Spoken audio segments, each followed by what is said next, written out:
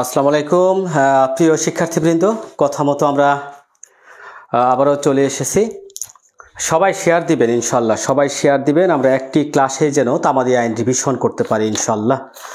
সবাই শেয়ার করে দিবেন, সবাই, হ্যাঁ সবাই শেয়ার করে দিবেন।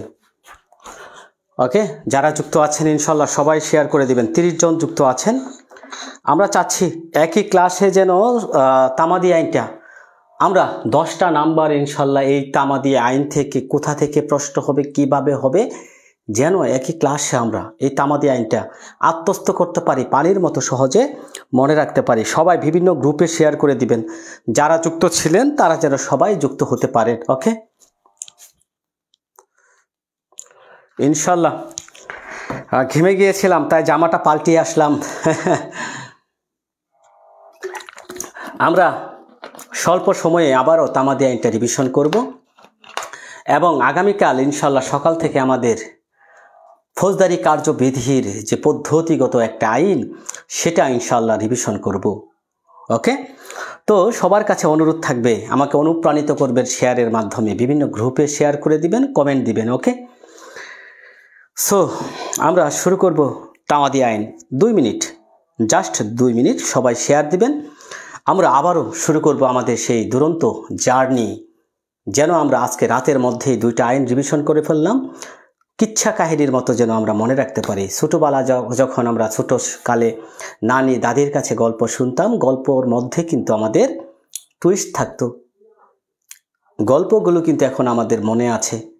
সিনেমা দেখতে যান, সিনেমার হিস্টোরি কিন্তু আপনার মনে থাকে, কিন্তু এই আইনের ধারা মনে থাকে না। ধারা তুই অপরাধী রে, ধারা মনে রাখতে পারি না। দেখেন আমি কিন্তু জামা চেঞ্জ করে আসছি। ওকে, একটা মজার ঘটনা বলি, 2 মিনিট শুরু করব। আমরা যখন স্কুলে পড়তাম, আমি ব্যাগের মধ্যে 2-3টা এইরকম গেঞ্জি নিয়ে গেতাম। গেঞ্জি তো কম দামে পাওয়া যায়, 120-30 টাকার মধ্যে পাওয়া যায়। একটা ক্লাস শেষ, আবার কিছুক্ষণ পরে গেঞ্জি চেঞ্জ করে আসতাম। আমি যে স্কুলে পড়তাম মেয়ে ছেলে একসাথে পড়তো। এই মেয়েরা আমার দিকে শুধু তাকাই থাকতো যে কিরে ব্যাপার, প্রত্যেক ক্লাসে সে গেঞ্জি চেঞ্জ করে আসে। মানে এটা হচ্ছে মজা নিতাম, বুঝছেন। 2টা 3টা করে গেঞ্জি ব্যাগে থাকতো, একটা ক্লাস শেষ আবার গেঞ্জি চেঞ্জ করে আসতাম এইরকম। সো আমি ওই ধারাটা বজায় রাখলাম। সেই ক্লাসটা শেষ, এখন আরেকটা গেঞ্জি পরে পোশাকটা চেঞ্জ করে আবারও ক্লাসে ইনশাল্লাহ জয়েন হয়েছি। আশা করি 1 ঘন্টা সময় নেব, মোবাইলে চার্জ চলে যাবে, 1 ঘন্টার মধ্যে রিভিশন করে ফেলবো। পানির মতো সহজ মনে হবে তামাদি আইন। এই তামাদিটা কি? তামাদি কি?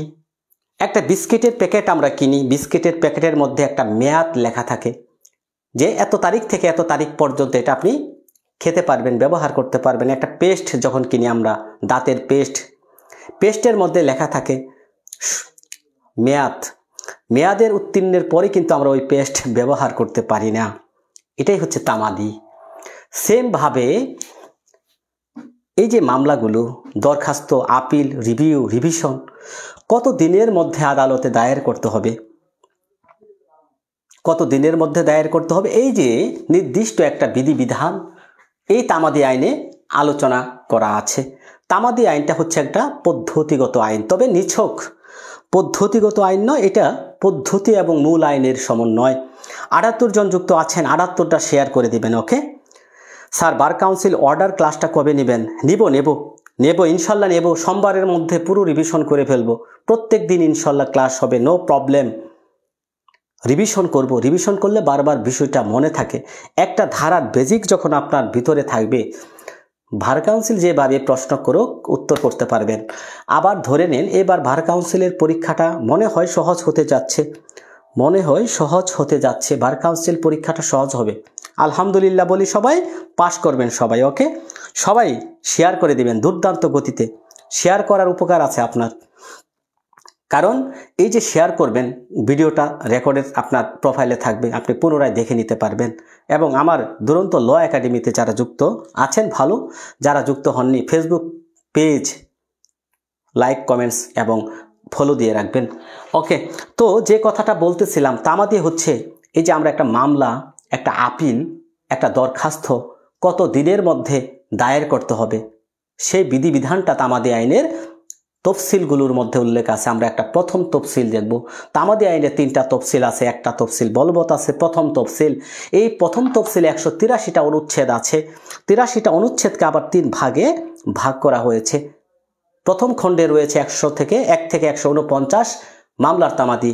দ্বিতীয় খণ্ডে রয়েছে, দ্বিতীয় অংশে রয়েছে আপিলের তামাদি 150 থেকে 157। 158 থেকে 183 পর্যন্ত হচ্ছে বিভিন্ন রকমের আবেদন, বিভিন্ন রকমের দরখাস্তের তামাদি। এবং 1 থেকে 32টা ধারা আছে, 3টা ধারা বাতিল, 29টা ধারা বর্তমানে বলবৎ আছে। এই যে 29টা ধারার মধ্যে 26, 27, 28 এই 3টা ধারা হচ্ছে মূল আইন। তাহলে নিছক কিন্তু পদ্ধতিগত আইন তামাদি আইন না, তামাদি আইন মূল আইন এবং পদ্ধতিগত আইনের একটা সংমিশ্রণ।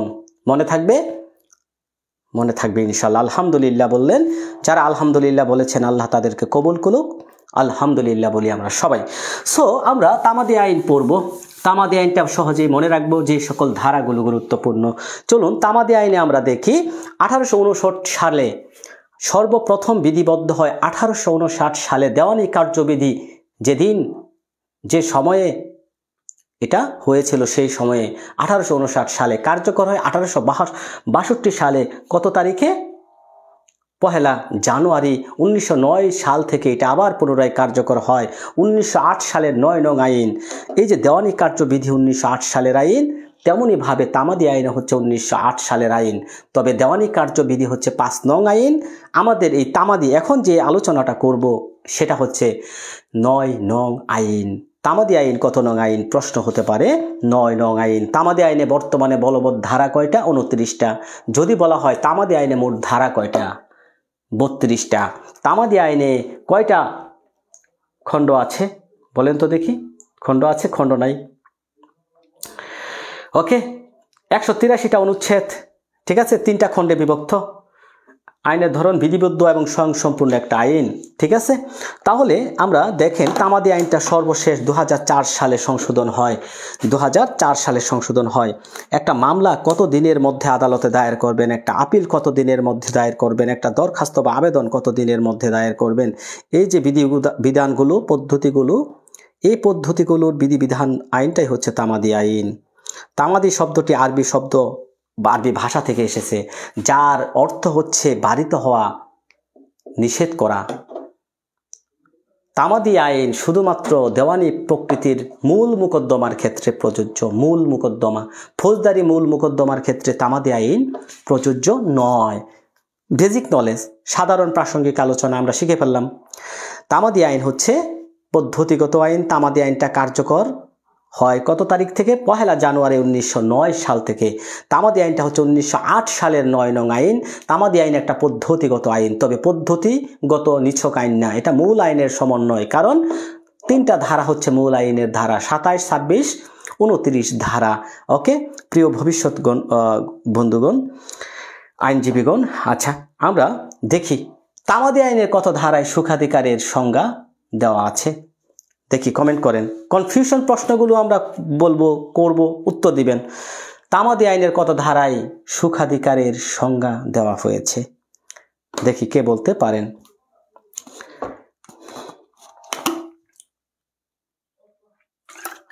যাক, অনেক শিক্ষার্থী যুক্ত আছে এত রাতে, সবাই সিরিয়াস। মেহেদি হাসান চট করে উত্তর দিলেন 26 ধারা। বাকিরা উত্তর দেন। সবিতা খাতুন যুক্ত আছেন, রানী বিলকিস 26। বাহ, অনেক শিক্ষার্থী 26 বলতেছে, অনেক শিক্ষার্থী। তাহলে বেসিক নলেজের অভাব যাদের আছে, কামরুন হাসান আমাদের দুরন্ত ল একাডেমির শিক্ষার্থী, এমডি আনন্দ তিনিও বললেন 26 ধারা। দেখেন, 2টা কনফিউশন প্রশ্ন দিয়ে আমি উত্তরটা শুরু করব। 2টা কনফিউশন প্রশ্ন, 26 ধারা এবং 2-5। দেখেন, সুখাধিকার বা ইজমেন রাইটস, সুখাধিকার। দেখেন, সংজ্ঞা হচ্ছে 2-5। এটা অনেকেই ভুল করে। দেখেন, কালকে পরীক্ষা, শুক্রবার তো কালকেই, আগামীকালকে শুক্রবার, পরের শুক্রবারে পরীক্ষা, মানে আগামীকালই পরীক্ষা। আপনার ধরতে হবে এই মুহূর্তে যারা উত্তর দিলেন 26, তারা কোথায় আছেন, কোথায় বসবাস করতেছেন বলেন তো দেখি। দুঃখজনক, কামরুল হাসান জয়, আমাদের দুরন্ত ল একাডেমির স্টুডেন্ট আপনি। অনেকবার বুঝিয়েছি এটা আপনাকে, কিন্তু তবুও আজকে ভুল করলেন। সংজ্ঞা 2-5। আরেকটি কনফিউশন প্রশ্ন করব, বলেন সুখাধিকারের তামাদি মেয়াদ কত? সুখাধিকারের তামাদি কাল কত?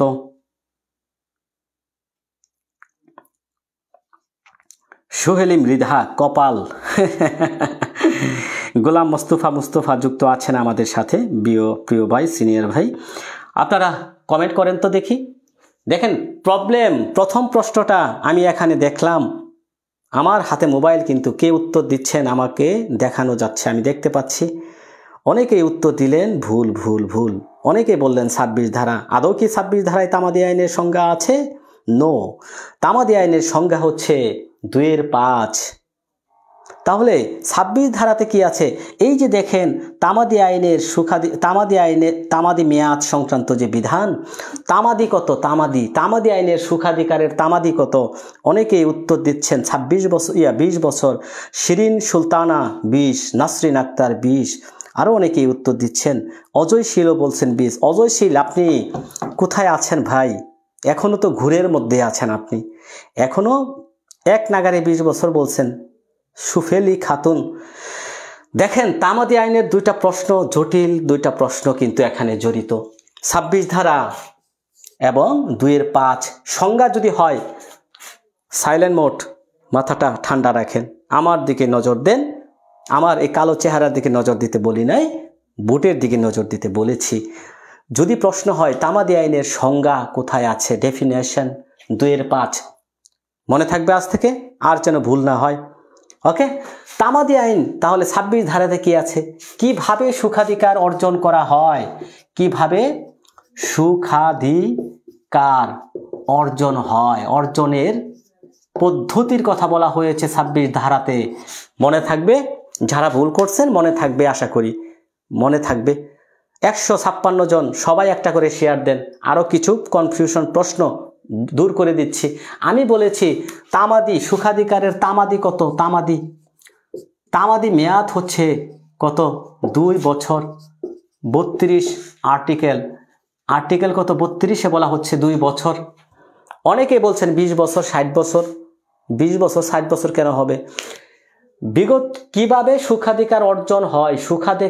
সুখাধিকারের পদ্ধতি হচ্ছে বেসরকারি সম্পত্তি। এটা যদি হয় বেসরকারি সম্পত্তি, আপনি যদি এক নাগারে 20 বছর প্রকাশ্যভাবে মালিকের বিনা বাধায় সেখানে কি করেন, বুক করেন, চলাচল করেন, রাস্তা চলাচল করেন, পানি ব্যবহার করেন, পুকুর ব্যবহার করেন, এক নাগারে 20 বছর যদি ব্যবহার করেন, তখন আপনার সুখাধিকার অর্জন হবে। অর্জন 20 বছর হচ্ছে অর্জন। এই যে অর্জন, সুখাধিকার কিভাবে অর্জন হয়? অর্জন হবে সুখাধিকারের যে অধিকারটা অর্জন হবে, অধিকার 20 বছর বেসরকারি। আর হচ্ছে সরকারি সম্পত্তি হলে 60 বছর। ওকে, মনে থাকবে? সুখাধিকার মামলা করতে হবে তামাদি মেয়াদ 2 বছরের মধ্যে। যারা ভুল করছেন মাথাতে একটা চড় দেন, নিজে একটা চড় দেন, ভুল করছেন কেন। সুখাধিকারের তামাদি হবে 2 বছর, আর্টিকেল 32। ভেরি গুড জান্নাত শারমিন। অর্জন, হ্যাঁ, সুখাধিকার অর্জনের যে অধিকারটা, আপনি 20 বছর যদি বেসরকারি সম্পত্তিতে আপনি চলাচল করেন, সেখানে অর্জন হবে সুখাধিকার 20 বছর। এই দুইটা প্রশ্ন বারবার ভুল করে, সবাই ভুল করে। ভুল করা যাবে না। হ্যাঁ, ভুল করছেন, শিখতে পারলেন। 186-85 জন যারা আছেন, এই ভুলটা আর করবেন না। পরীক্ষার হলে এই ভুলটা, এই কনফিউশন থেকে প্রশ্ন হবেই, এই ভুলটা ভাই আর করবেন না। হ্যাঁ, যদি প্রশ্ন হয় সুখাধিকারের সংজ্ঞা 26 ধারা বলবেন না, বলবেন 2-এর 5। সুখাধিকারের তামাদি কত? 20 বছর বলবেন না, বলবেন 2 বছর। কিভাবে সুখাধিকার অর্জন হয় এটা বলা হয়েছে 26 ধারাতে, সুখাধিকার অর্জনের পদ্ধতি। এবং বলা হয়েছে 20 বছর সরকারি সম্পত্তিতে এক নাগারে বিনা বাধায় প্রকাশ্যভাবে যদি আপনি চলাচল করেন, বেসরকারি সম্পত্তিতে 20 বছর, সরকারি সম্পত্তি হলে 60 বছর। ওকে, ক্লিয়ার? তাহলে আমরা চলে যাচ্ছি, সুখাধিকার শেষ। আমরা প্রথমে ধারাগুলো পড়ব। 29টা ধারা আছে বলবৎ। 32টা ধারার মধ্যে যদি হয় প্রশ্ন, বর্তমানে তামাদি আইনে কয়টা ধারা বলবৎ আছে? 29টা ধারা। যদি প্রশ্ন হয় তামাদি আইনের তফসিল কয়টা? মোট তফসিল 3টা, বলবৎ আছে একটা তফসিল মানে 183টা অনুচ্ছেদ আছে, 3টা ভাগে বিভক্ত। মামলা, আপিল, দরখাস্ত। মনে থাকবে, মামলা, আপিল এন্ড দরখাস্ত বা আবেদন 1 থেকে 149 মামলার তামাদি, আপিলের তামাদি 150 থেকে 157, দরখাস্তের তামাদি 158 থেকে 183। 3টা ভাগে বিভক্ত। একটা মামলা কত দিনের মধ্যে দায়ের করতে হবে এটা বলা হয়েছে 1 থেকে 149 আর্টিকেলের মধ্যে। আপিলের একটা আপিল কত দিনের মধ্যে দায়ের করবেন? 150 থেকে 157। দরখাস্ত কত দিনের মধ্যে দায়ের করবেন? 158 থেকে 183। ওকে, সো আমরা চলে যাচ্ছি সবচাইতে গুরুত্বপূর্ণ যে ধারাটা, 3 ধারা। দেখেন 3 ধারাতে কি বলছে। তামাদি মেয়াদ অন্তে মামলা খারিজ। তামাদি অন্তে মানে তামাদি মেয়াদ আনতে, তামাদি শেষ মানে তামাদি শেষ, তামাদির সময় শেষ। তামাদির সময় শেষ হলে আপনি যদি মামলা দায়ের করেন, আপিল দায়ের করেন বা কি করেন, দরখাস্ত,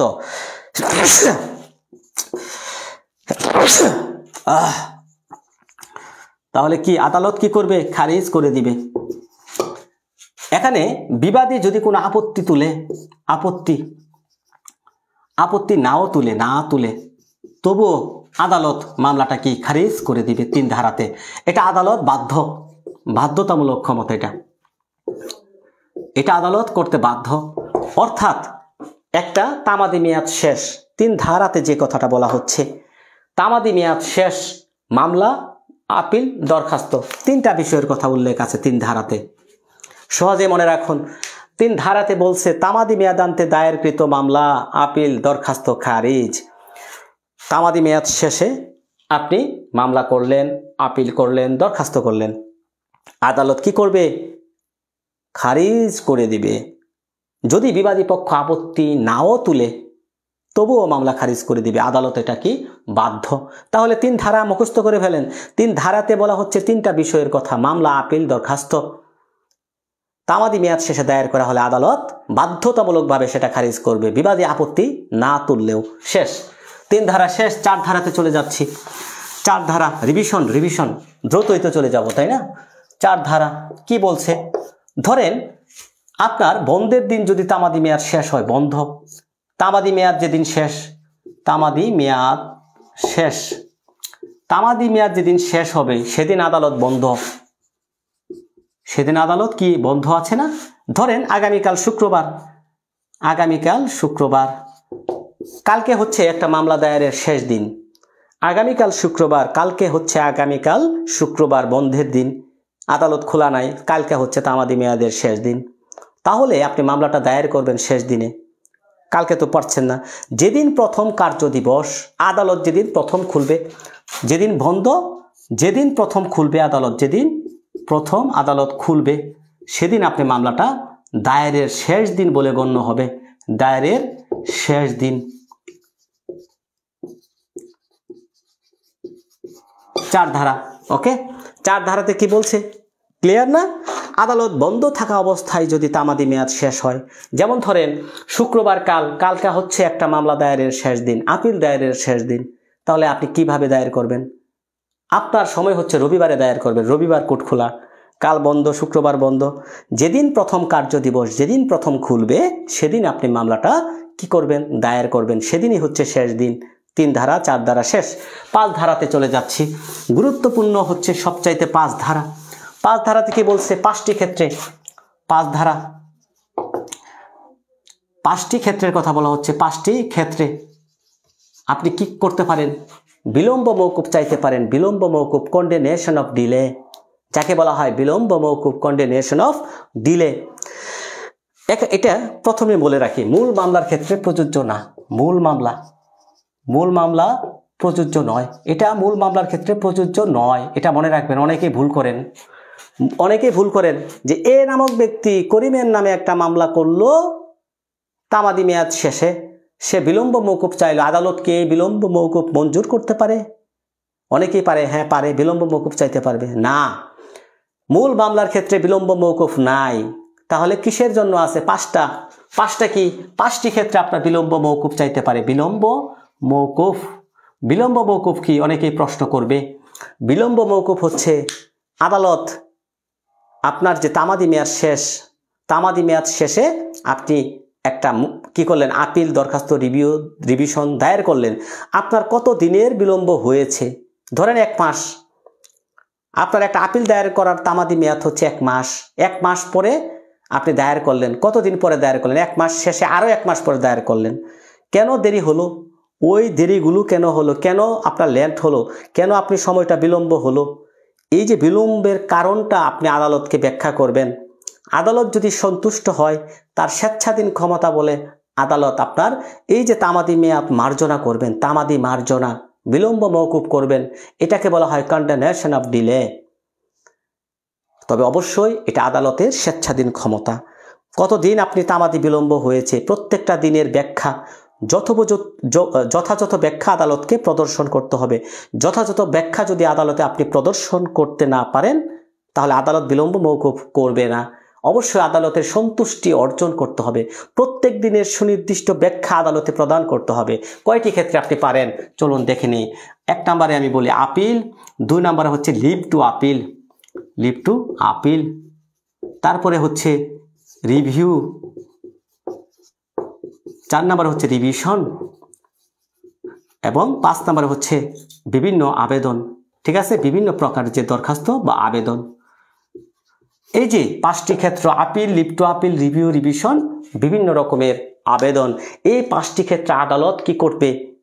যদি এই 5টি আপনি নির্ধারিত তামাদির মধ্যেও জমা না দিতে পারেন, নির্ধারিত সময় শেষ, আপনি কি করতে পারবেন? বিলম্ব মওকুফ চাইতে পারবেন। আদালত তার স্বেচ্ছাধীন ক্ষমতা বলে, এটার ক্ষমতাটা কি? স্বেচ্ছাধীন ক্ষমতা। আদালত তার স্বেচ্ছাধীন ক্ষমতায় বিলম্ব মওকুফ আবেদন মঞ্জুর করতে পারেন।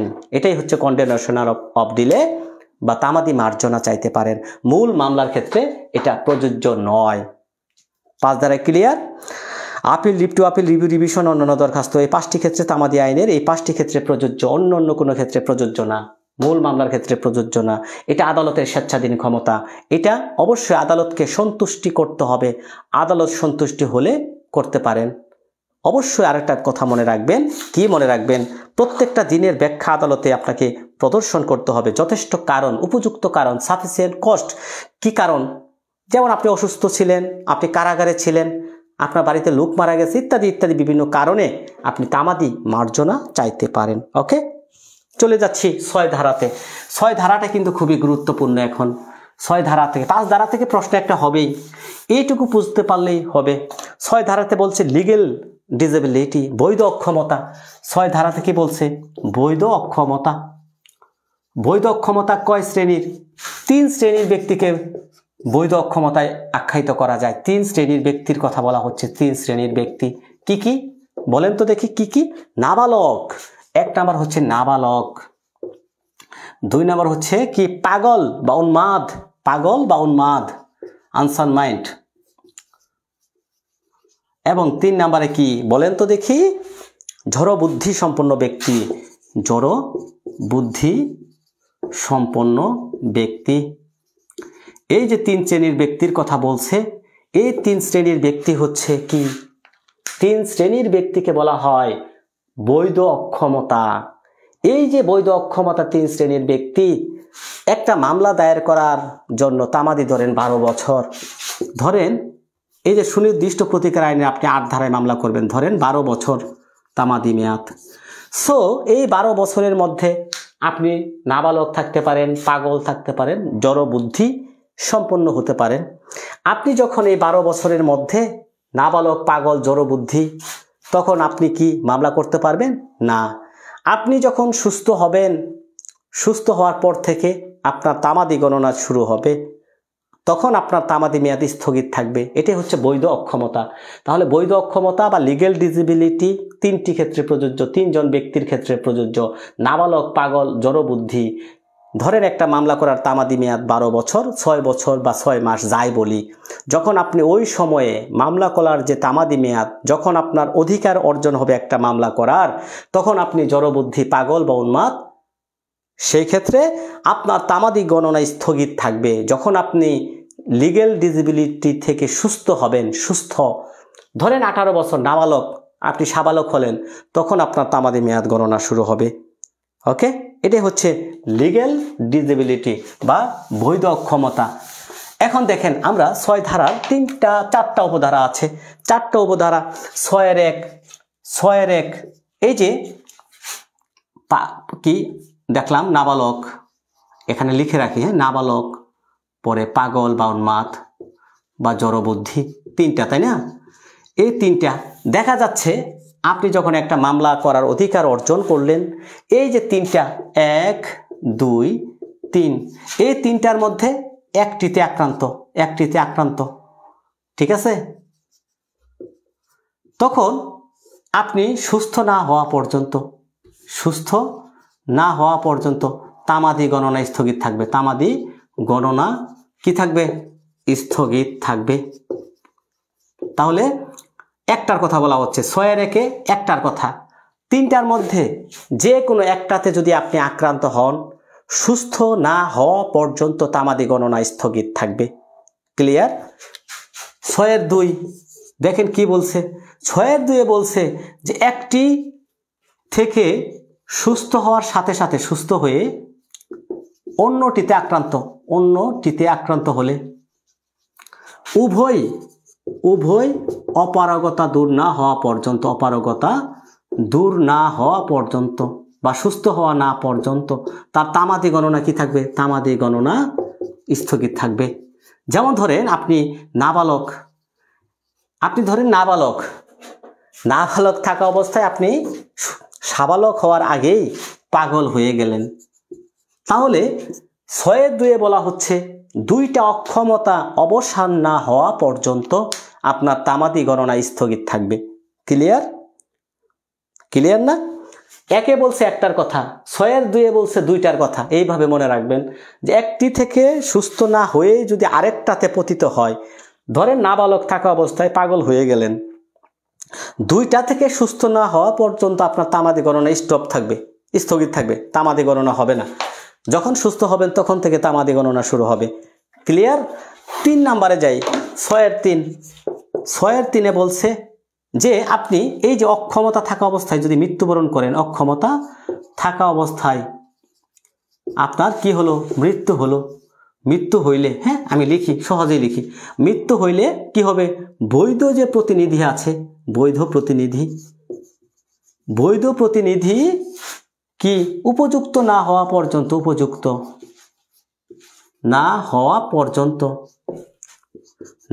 পর্যন্ত তার তামাদি মেয়াদ গণনা স্থগিত থাকবে। যেমন ধরেন আপনি এই যে নাবালক, পাগল, জড়বুদ্ধি 3টার কথা বলছি। এই 3টার মধ্যে ধরুন আপনি একজন ব্যক্তি আক্রান্ত, করিম নামক একজন ব্যক্তি আক্রান্ত, এখন সে সুস্থ না হওয়ার পূর্বে মারা গেল, তখন কি হবে? তার যে বৈধ প্রতিনিধি আছে সে মামলা দায়ের করতে পারবে, তার ক্ষেত্রে তামাদি প্রযোজ্য হয়ে যাবে। এখন দেখা যাচ্ছে তার বৈধ প্রতিনিধিও একটাতে আক্রান্ত, তখন তিনি উপযুক্ত না হওয়া পর্যন্ত তার তামাদি মেয়াদ গণনা স্থগিত থাকবে। ঠিক আছে? এখন দেখেন 6 এর 4-এ বলা হচ্ছে এই যে তার বৈধ প্রতিনিধি যদি কি করে? লিগ্যাল ডিসেবিলিটিতে আক্রান্ত থাকে, 3টার মধ্যে 1টি থাকে বা 2টি থাকে, 1টিও থাকতে পারে বা 2টি থাকে, তাহলে সেও সুস্থ না হওয়া পর্যন্ত তার তামাদি গণনা স্থগিত থাকবে। তাহলে প্রিয় ভবিষ্যৎ আইনজীবীগণ যারা পরীক্ষা দিবেন, সহজ মনে হচ্ছে 6 ধারাতে বলছে লিগ্যাল ডিসেবিলিটি, বৈধ অক্ষমতা। 3টি অক্ষমতা এখানে আছে, নাবালক, পাগল, জড়বুদ্ধি। এই 3টি অক্ষমতাকে বৈধ অক্ষমতা বলে। যখন এই 3টি অক্ষমতার যে কোনো একটিতে আপনি আক্রান্ত হবেন, তখন যদি আপনার একটা মামলা করার অধিকার অর্জন হয়, আপনি তখন নাবালক, পাগল বা জড়বুদ্ধি, আপনি সুস্থ না হওয়া পর্যন্ত আপনার তামাদি গণনা স্থগিত থাকবে। 1-এ বলা হচ্ছে এটা। 2-এ বলা হচ্ছে আপনি সাবালক হওয়ার আগে পাগল হয়ে গেলেন, 2টা অক্ষমতা অবসান না হওয়া পর্যন্ত তামাদি গণনা স্থগিত থাকবে। 3 নম্বরে বলছে আপনি মারা গেলেন, আপনার বৈধ প্রতিনিধির উপর এটা অর্পিত হবে, সে মামলা করতে পারবে। 6 এর 4-এ বলা হচ্ছে একটা থেকে পতিত হয়ে আরেকটাতে আক্রান্ত হলে কি হবে? সুস্থ না হওয়া পর্যন্ত তামাদি মেয়াদ গণনা স্থগিত থাকবে। দেখেন এটা হচ্ছে মূলত মূল মোকদ্দমা এবং ডিক্রি কার্যকরের ক্ষেত্রে প্রযোজ্য। এই যে লিগ্যাল ডিসেবিলিটি, এটা শুধুমাত্র মূল মোকদ্দমা এবং ডিক্রি জারির ক্ষেত্রে প্রযোজ্য। ডিক্রি জারি এবং মূল মোকদ্দমা, এই যে আপিল, রিভিশন, দরখাস্ত, অর্থাৎ 5 ধারার ব্যতিক্রম হচ্ছে 6 ধারা। এটা শুধুমাত্র মূল মোকদ্দমার ক্ষেত্রে প্রযোজ্য। কিসের ক্ষেত্রে? মূল মোকদ্দমা এবং ডিক্রি জারি। প্রশ্ন হতে পারে এই যে বৈধ অক্ষমতা কোন মোকদ্দমার ক্ষেত্রে প্রযোজ্য? মূল মোকদ্দমা এবং ডিক্রি জারি। ক্লিয়ার? চলুন আমরা 6 ধারাতে চলে যাই। 6 ধারাতে খুবই ইম্পর্টেন্ট একটা বিষয় আছে, একাধিক বাদী বা দরখাস্তকারীর একজনের অক্ষমতা। 7 ধারা ধরেন ক, খ, ঘ 4জন ব্যক্তি এখানে আমরা দেখতে পাচ্ছি। এই 4জন ব্যক্তির মধ্যে জাহিদুর রহমান বললেন অসাধারণ। কেন? 6 নং ক্লিয়ার? হ্যাঁ, কারিমা আক্তার একদম পানির মতো সহজ মনে হবে ইনশাল্লাহ, মনোযোগ দেন। দেখেন 7 ধারাটা অনেকেই বুঝে না। এখানে বলা হচ্ছে একাধিক বাদী বা দরখাস্তকারীর মধ্যে একজনের অক্ষমতা। একাধিক বাদী বা দরখাস্তকারীর মধ্যে কি যদি একজনের অক্ষমতা থাকে, এই 4জন ব্যক্তি দেখা যাচ্ছে খ নামক ব্যক্তি হচ্ছে নাবালক। এখন এখানে প্রশ্ন হচ্ছে এই নাবালক ব্যক্তিকে ব্যতীতই তারা যদি দায়িত্ব পালনে সক্ষম থাকে, নাবালককে ব্যতীতই, খ নামক ব্যক্তিকে ব্যতীতই তারা যদি একটা মোকদ্দমা চালিয়ে নেওয়ার মতো যথার্থ যোগ্যতা থাকে, তাহলে সকলের বিরুদ্ধেই তামাদি গণনা শুরু হবে। তাকে ছাড়া যদি সম্ভব না হয়, যেমন বাটোয়ারার মামলা, তাকে ছাড়া আপনি করতে পারবেন না, সে নাবালক, সকলের বিরুদ্ধেই তামাদি মেয়াদ গণনা স্থগিত থাকবে। ক্লিয়ার? অর্থাৎ তাকে ছাড়া যদি আপনি দায় স্বীকার করে, যেমন অর্থের মোকদ্দমা, দেখা যাচ্ছে ক, খ, গ 4 ভাই, অর্থের একটা মোকদ্দমা হলো 4 জনের নামে। দেখা যাচ্ছে খ নামক ব্যক্তি নাবালক, গ এবং ঘ এবং ক 3 জন অর্থ পরিশোধ করতে পারে, যোগ্যতা আছে, সামর্থ্য আছে, সকলের বিরুদ্ধে তামাদি গণনা চলবে। বাটোয়ারার মামলার কথা যদি বলি, খ নামক ব্যক্তি নাবালক, সে সাবালক না হওয়া পর্যন্ত মামলা চলবে না, কারণ তখন সকলের বিরুদ্ধে তামাদি গণনা স্থগিত থাকবে। সবচাইতে গুরুত্বপূর্ণ যদি বলি 8 ধারা, এটা অনেকেই বুঝে না, একটু মনোযোগ দেন, ইনশাল্লাহ আরো সহজ হয়ে যাবে।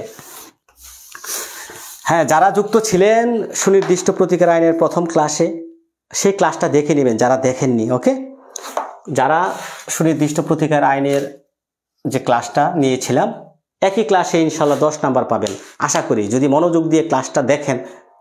ঠিক আছে, আগের লাইভটা আমরা নিয়েছিলাম, 20 মিনিট বিরতি দিয়ে আবার তামাদি নিচ্ছি। 8 ধারাটা অনেকেই বুঝে না ভাই, অনেকেই বুঝে না, আমি 8 ধারাটা সহজেই বুঝাই দিচ্ছি। দেখেন 8 ধারাতে কি বলছে, বিশেষ ব্যতিক্রম। বিশেষ ব্যতিক্রমটা কি?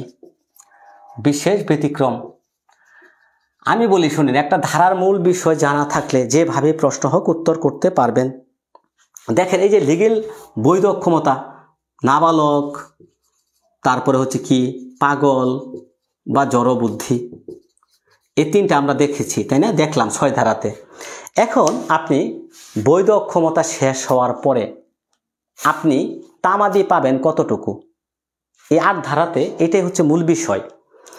3টা, এই যে যেমন ধরেন আপনি সাবালক হলেন, নাবালক থেকে, পাগল থেকে সুস্থ হলেন, জড়বুদ্ধি থেকে সুস্থ হলেন, আপনার মোট কতদিন তামাদি থাকবে, এটাই হচ্ছে 8 ধারা বিশেষ ব্যতিক্রম। এখানে বলা হচ্ছে মোট তামাদি হচ্ছে 3 বছর। তবে প্রশ্ন কিন্তু এখানে না ভাই, প্রশ্ন কোথা থেকে হয়? প্রশ্ন আপনাকে ফাঁদে ফেলে দিবে, প্রশ্নের ফাঁদে। এই বিষয়টা যদি খেয়াল রাখেন, মনে রাখেন, তাহলে একদম ক্লিয়ার। দেখেন আমি বলি, দেখেন আপনি সাবালক হলেন, সাবালক হওয়ার পরে আপনার মোট তামাদের কথা বলা হচ্ছে এখানে কয় বছর? 3 বছরের কথা। কিন্তু দেখেন যে ক্ষেত্রে তামাদি মেয়াদ 3 বছর এর অধিক থাকে, অধিক হাতে থাকে, আমি লিখলাম 3 বছরের অধিক আপনার হাতে আছে, হাতে আপনার তামাদি মেয়াদ 3 বছরের অধিক হাতে আছে, সেক্ষেত্রে এই 8 ধারাটা প্রযোজ্য না। একদম মনে রাখেন। দেখা যাচ্ছে কেমন, যে ক্ষেত্রে তামাদি মেয়াদ 3 বছরের অধিক হাতে আছে আপনার, সেক্ষেত্রে 8 ধারা প্রযোজ্য না।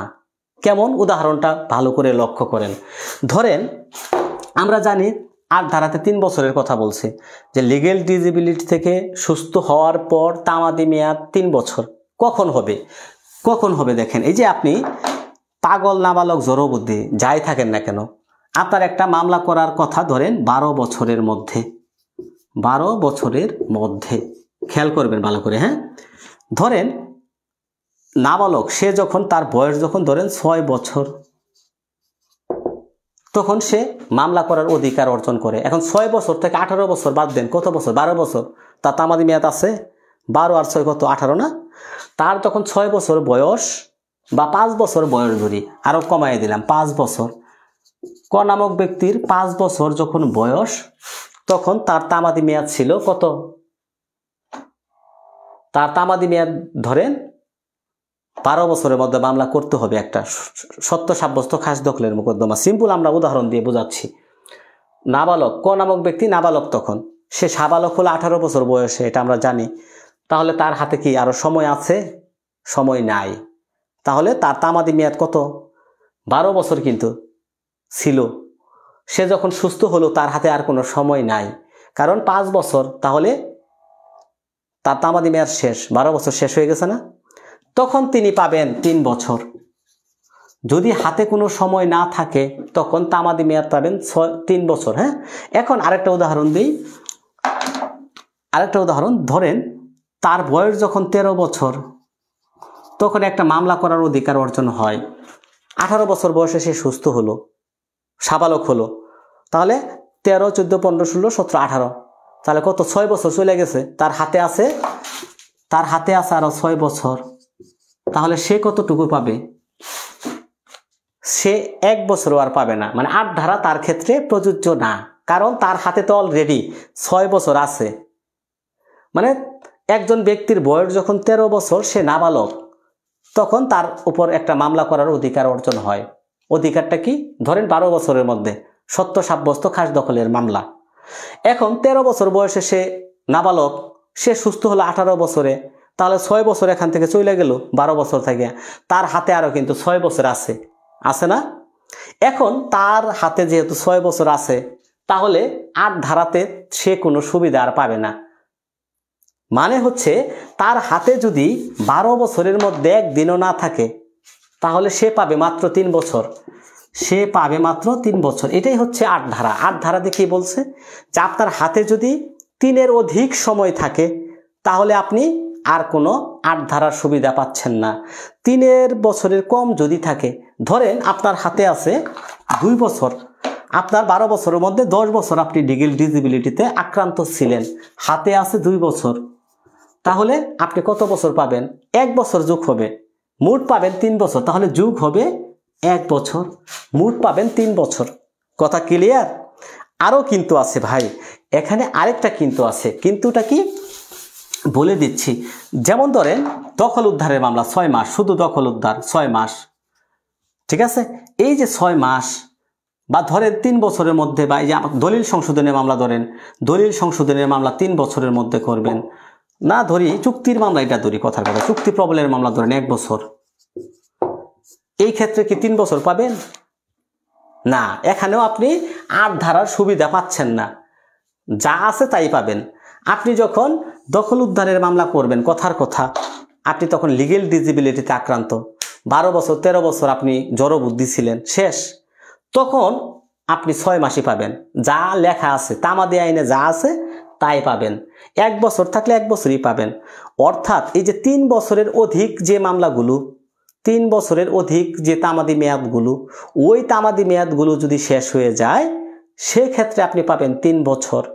আপনার হাতে যদি থাকে 3 বছরের অধিক, সেক্ষেত্রে 8 ধারার আর কোনো দরকার নাই, কারণ আপনার হাতে তো 3 বছর আছেই, 3 বছরের অধিক আছে, আপনার কোনো 8 ধারার সুবিধা পাবেন না। আপনার হাতে 6 মাস থাক, 1 বছর থাক, 3 বছরের নিচে যতগুলো মামলা আছে, 3 বছরের নিচে, তখন আপনি পাগল নাবালক, ওই যে আপনার মামলা করার যে তামাদি মেয়াদ যতটুকু আছে, 6 মাস থাকলে 6 মাস, 1 বছর থাকলে 1 বছর, 2 বছর থাকলে 2 বছর। কথা ক্লিয়ার? এই 8 ধারাটা অনেকেই বুঝে না। এখন বুঝতে পেরেছেন কিনা আমাকে একটু সহজে জানাবেন, একটু কমেন্ট করবেন। 4 ধারা প্রযোজ্য কেন হবে ভাই? হ্যাঁ, 3-এর উপরে যে তামাদি মেয়াদগুলো, যদি আপনার হাতে কোনো সময় না থাকে, একবারে ধরেন 12 বছরের মধ্যে আপনার একদিনও নাই, আপনি লিগ্যাল ডিসেবিলিটিতে আক্রান্ত ছিলেন, একদিনও নাই, তখন 3 বছর পাবেন। 2 বছর আপনার হাতে আছে, 1 বছর যোগ হবে। যদি 3 বছরের ঊর্ধ্বের মামলাগুলো তামাদি মেয়াদের, ঠিক আছে? ক্লিয়ার কিনা কমেন্টে জানাবেন। 8 ধারা ক্লিয়ার কিনা দেখেন। 8 ধারার কোন কোন মামলার ক্ষেত্রে প্রযোজ্য নয় দেখেন, এটা হচ্ছে 6 এবং 7 ধারার ব্যতিক্রম, এবং অগ্রক্রয়ের অধিকারের মামলার ক্ষেত্রে প্রযোজ্য না। 6-7 ধারার ব্যতিক্রম, ওকে। এবং অগ্রক্রয়ের যে মামলাটা আছে, অগ্রক্রয়, প্রিয়ামশন জানি না, অগ্রক্রয় কাকে বলে? এই যে আপনার একটা সম্পত্তি, এই পাশাপাশি যার সম্পত্তি আছে, অথবা আপনার যে রক্তের যারা সম্পর্কীয়, আগে ক্রয় করার যে অধিকার, সুফা, যে ব্যক্তি আগে ক্রয় করবে যে অধিকারটা, এটা হচ্ছে অগ্রক্রয়। এই অগ্রক্রয়ের মোকদ্দমার ক্ষেত্রেও এটা প্রযোজ্য নয়। আমরা চলে যাচ্ছি 9 ধারাতে, খুবই গুরুত্বপূর্ণ। শুরু থেকে আরেকবার বুঝাবো, মানে কি বুঝাবো ভাই?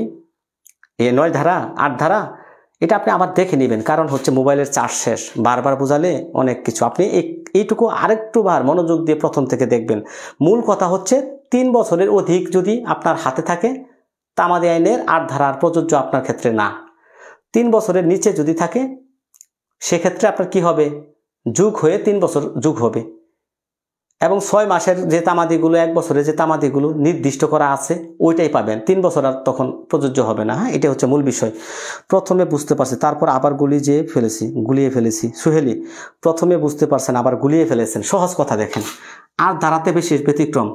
ধরেন তামাদি মেয়াদের কথা বলা হচ্ছে, যে লিগ্যাল ডিসেবিলিটি, বৈধ অক্ষমতা দূর হওয়ার পর তামাদি মেয়াদ পাবেন 3 বছর।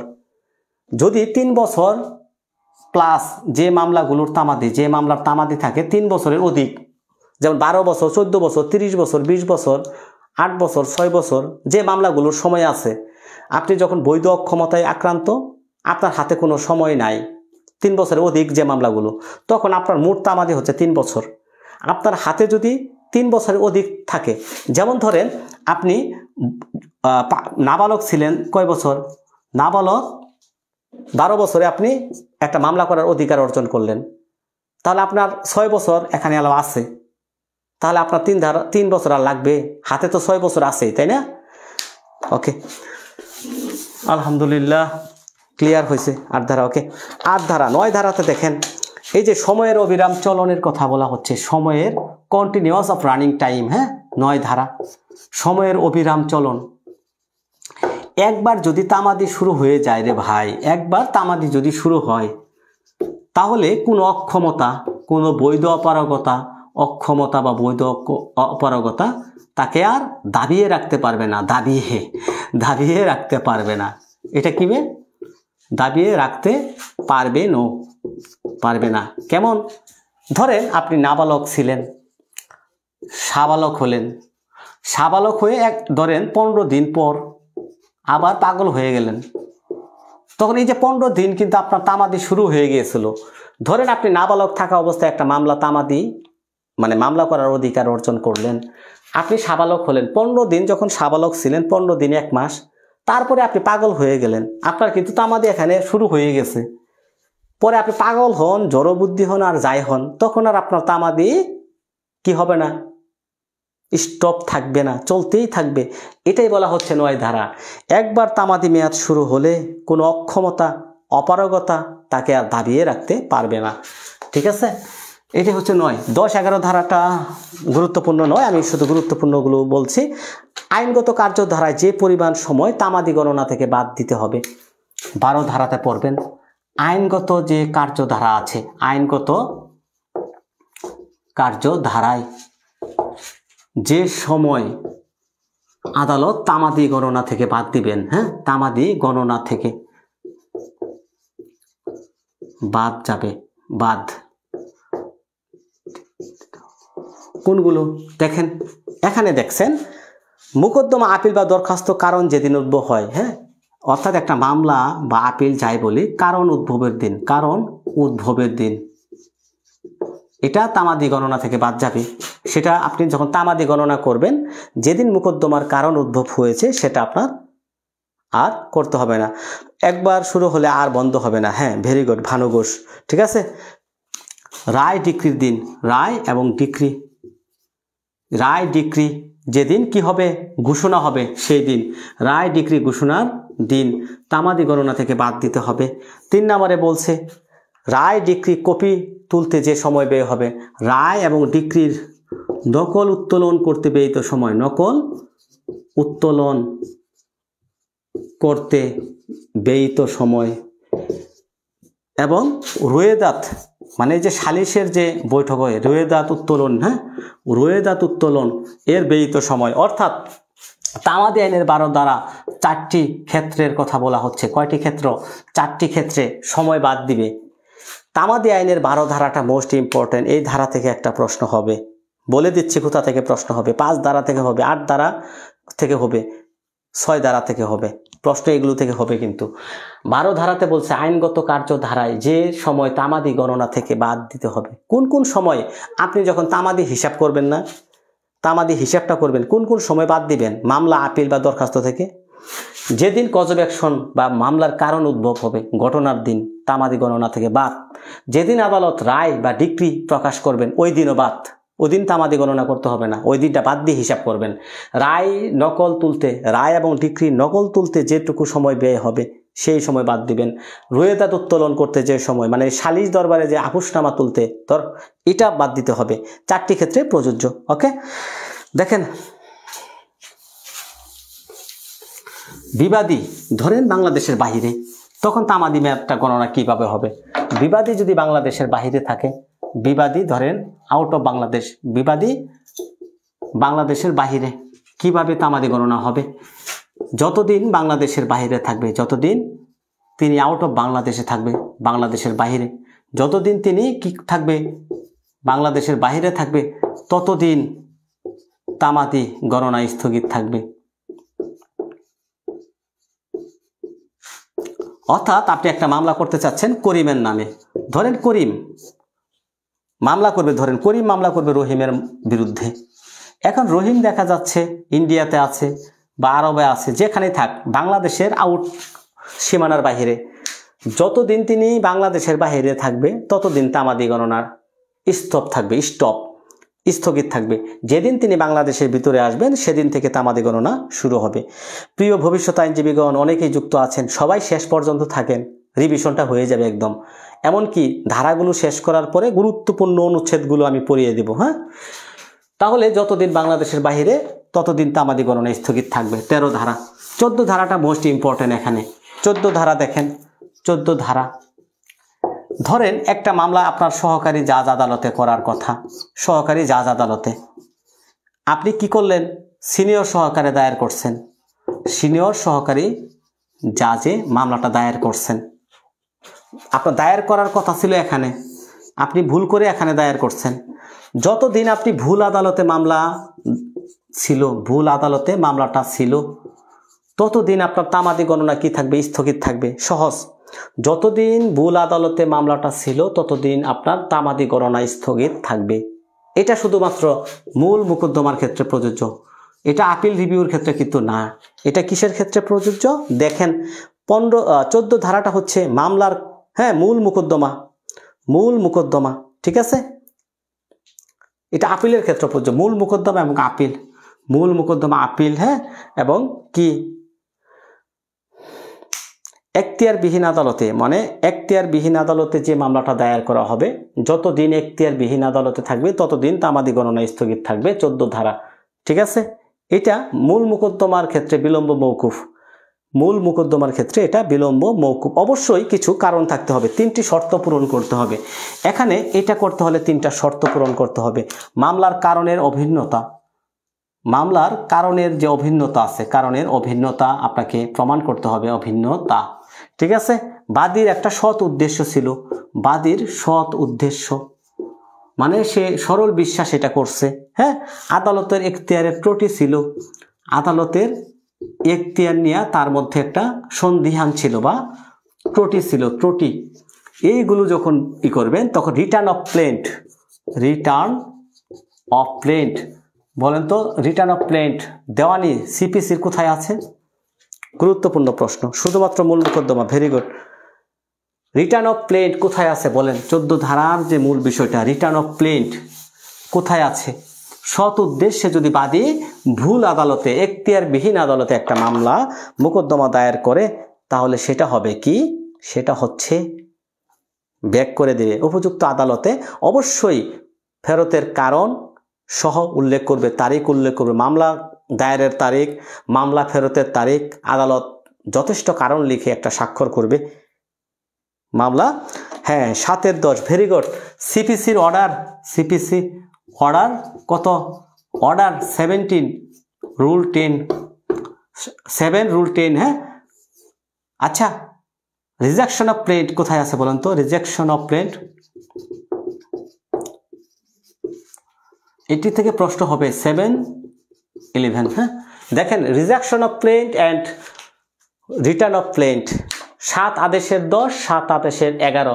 7 আদেশের 11তে হচ্ছে 4টি কারণে কি করা হয়? 4টি কারণে মোকদ্দমাতে রিজেকশন অফ প্লেন্ট হতে পারে। রিজেকশন অফ প্লেন্ট এটা কি আদেশ নাকি ডিক্রি? উত্তর করেন কমেন্টে, দেখি উত্তর করেন কমেন্টে। ওকে, রিজেকশন অফ প্লেন্ট এটা কি একটা ডিক্রি নাকি আদেশ? আচ্ছা, 15 ধারা কার্যক্রম স্থগিত থাকাকালীন সময় তামাদি গণনা থেকে বাদ যাবে। 16 ধারাতে বলছে ডিক্রি জারির বিক্রি রদ করার তামাদি মেয়াদ গণনা থেকে বাদ দিতে হবে। হ্যাঁ, নো প্রবলেম। প্রতারণার ফলাফল দেখেন, প্রতারণার ফলাফলটা কি? কোনো ব্যক্তি একটি মামলা দায়ের করার অধিকার অর্জন করলো, কিন্তু প্রতারণার মাধ্যমে কি করলো? সেই অধিকার থেকে তাকে বঞ্চিত করা হলো। সেই ক্ষতিগ্রস্ত ব্যক্তি যেদিন সর্বপ্রথম প্রতারণার কথা জানবে, প্রতারণার বিষয়ে অবগত হবে, সেদিন থেকে তিনি মামলাটা করবে। যতদিন তিনি প্রতারণার মাধ্যমে তার অধিকার থেকে বঞ্চিত করা হয়েছে ততদিন তার তামাদি গণনা স্থগিত থাকবে। 18 ধারাটা মোস্ট ইম্পর্টেন্ট, প্রতারণার ফলাফল। ওকে, প্রতারণার ফলাফলটা কীরকম? দেখেন, আপনি একটা মামলা করার অধিকার অর্জন করলেন, অধিকার, এই অধিকার থেকে আপনাকে কি করলো? প্রতারণার মাধ্যমে অন্য কোনো ব্যক্তি প্রতারণার মাধ্যমে কি করলো? বঞ্চিত করলো, এই অধিকার থেকে আপনাকে কি করলো, বঞ্চিত করা হলো। আপনি যেদিন থেকে আপনার সেই অধিকার সম্পর্কে যেদিন প্রথম জানবেন, যেদিন প্রথম জানতে পারবেন যে না, এই সম্পত্তিটা তো আমাদের, এই সম্পত্তির দলিল গোপন রাখা হয়েছে, যেদিন প্রথম গোপন রাখা দলিল আপনার নিকট হাজির করা হবে, প্রতারণার কথা যেদিন আপনি প্রথম জানবেন, দলিল হাজির করতে যেদিন বাধ্য করা হবে, সেদিন থেকে আপনার অধিকারটা সম্পর্কে আপনি জানবেন। সেইগুলো কিন্তু আপনাকে প্রতারণার মাধ্যমে কি করা হয়েছিল, গোপন রাখা হয়েছিল, অধিকার থেকে বঞ্চিত করা হয়েছিল। সেদিন থেকে আপনার তামাদি গণনা শুরু হবে। যতদিন প্রতারণার মাধ্যমে আপনাকে জানতে দেওয়া হয় নাই আপনার অধিকার সম্পর্কে, ততদিন তামাদি গণনা স্থগিত থাকবে।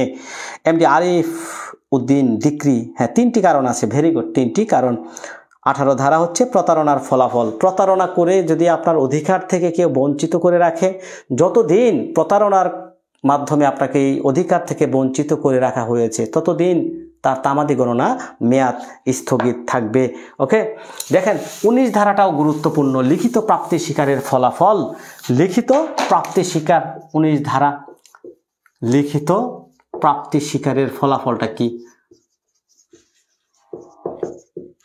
লিখিত প্রাপ্তি স্বীকারের ফলাফল, ঠিক আছে। দেখেন এখানে বলা হচ্ছে তামাদি শেষ হওয়ার পূর্বেই কেউ যদি লিখিতভাবে স্বাক্ষর করে দায় স্বীকার করে নেয়, সেক্ষেত্রে নতুন করে তামাদি গণনা শুরু হবে। দেখা যাচ্ছে আপনি ক্ষয়ের নিকট দেখা যাচ্ছে 10,000 টাকা পায়। ধরেন এই মামলাটা করার তামাদি মেয়াদ হচ্ছে ধরেন 1 বছর, কথার কথা ধরেন 1 বছর টাকা, ঠিক আছে।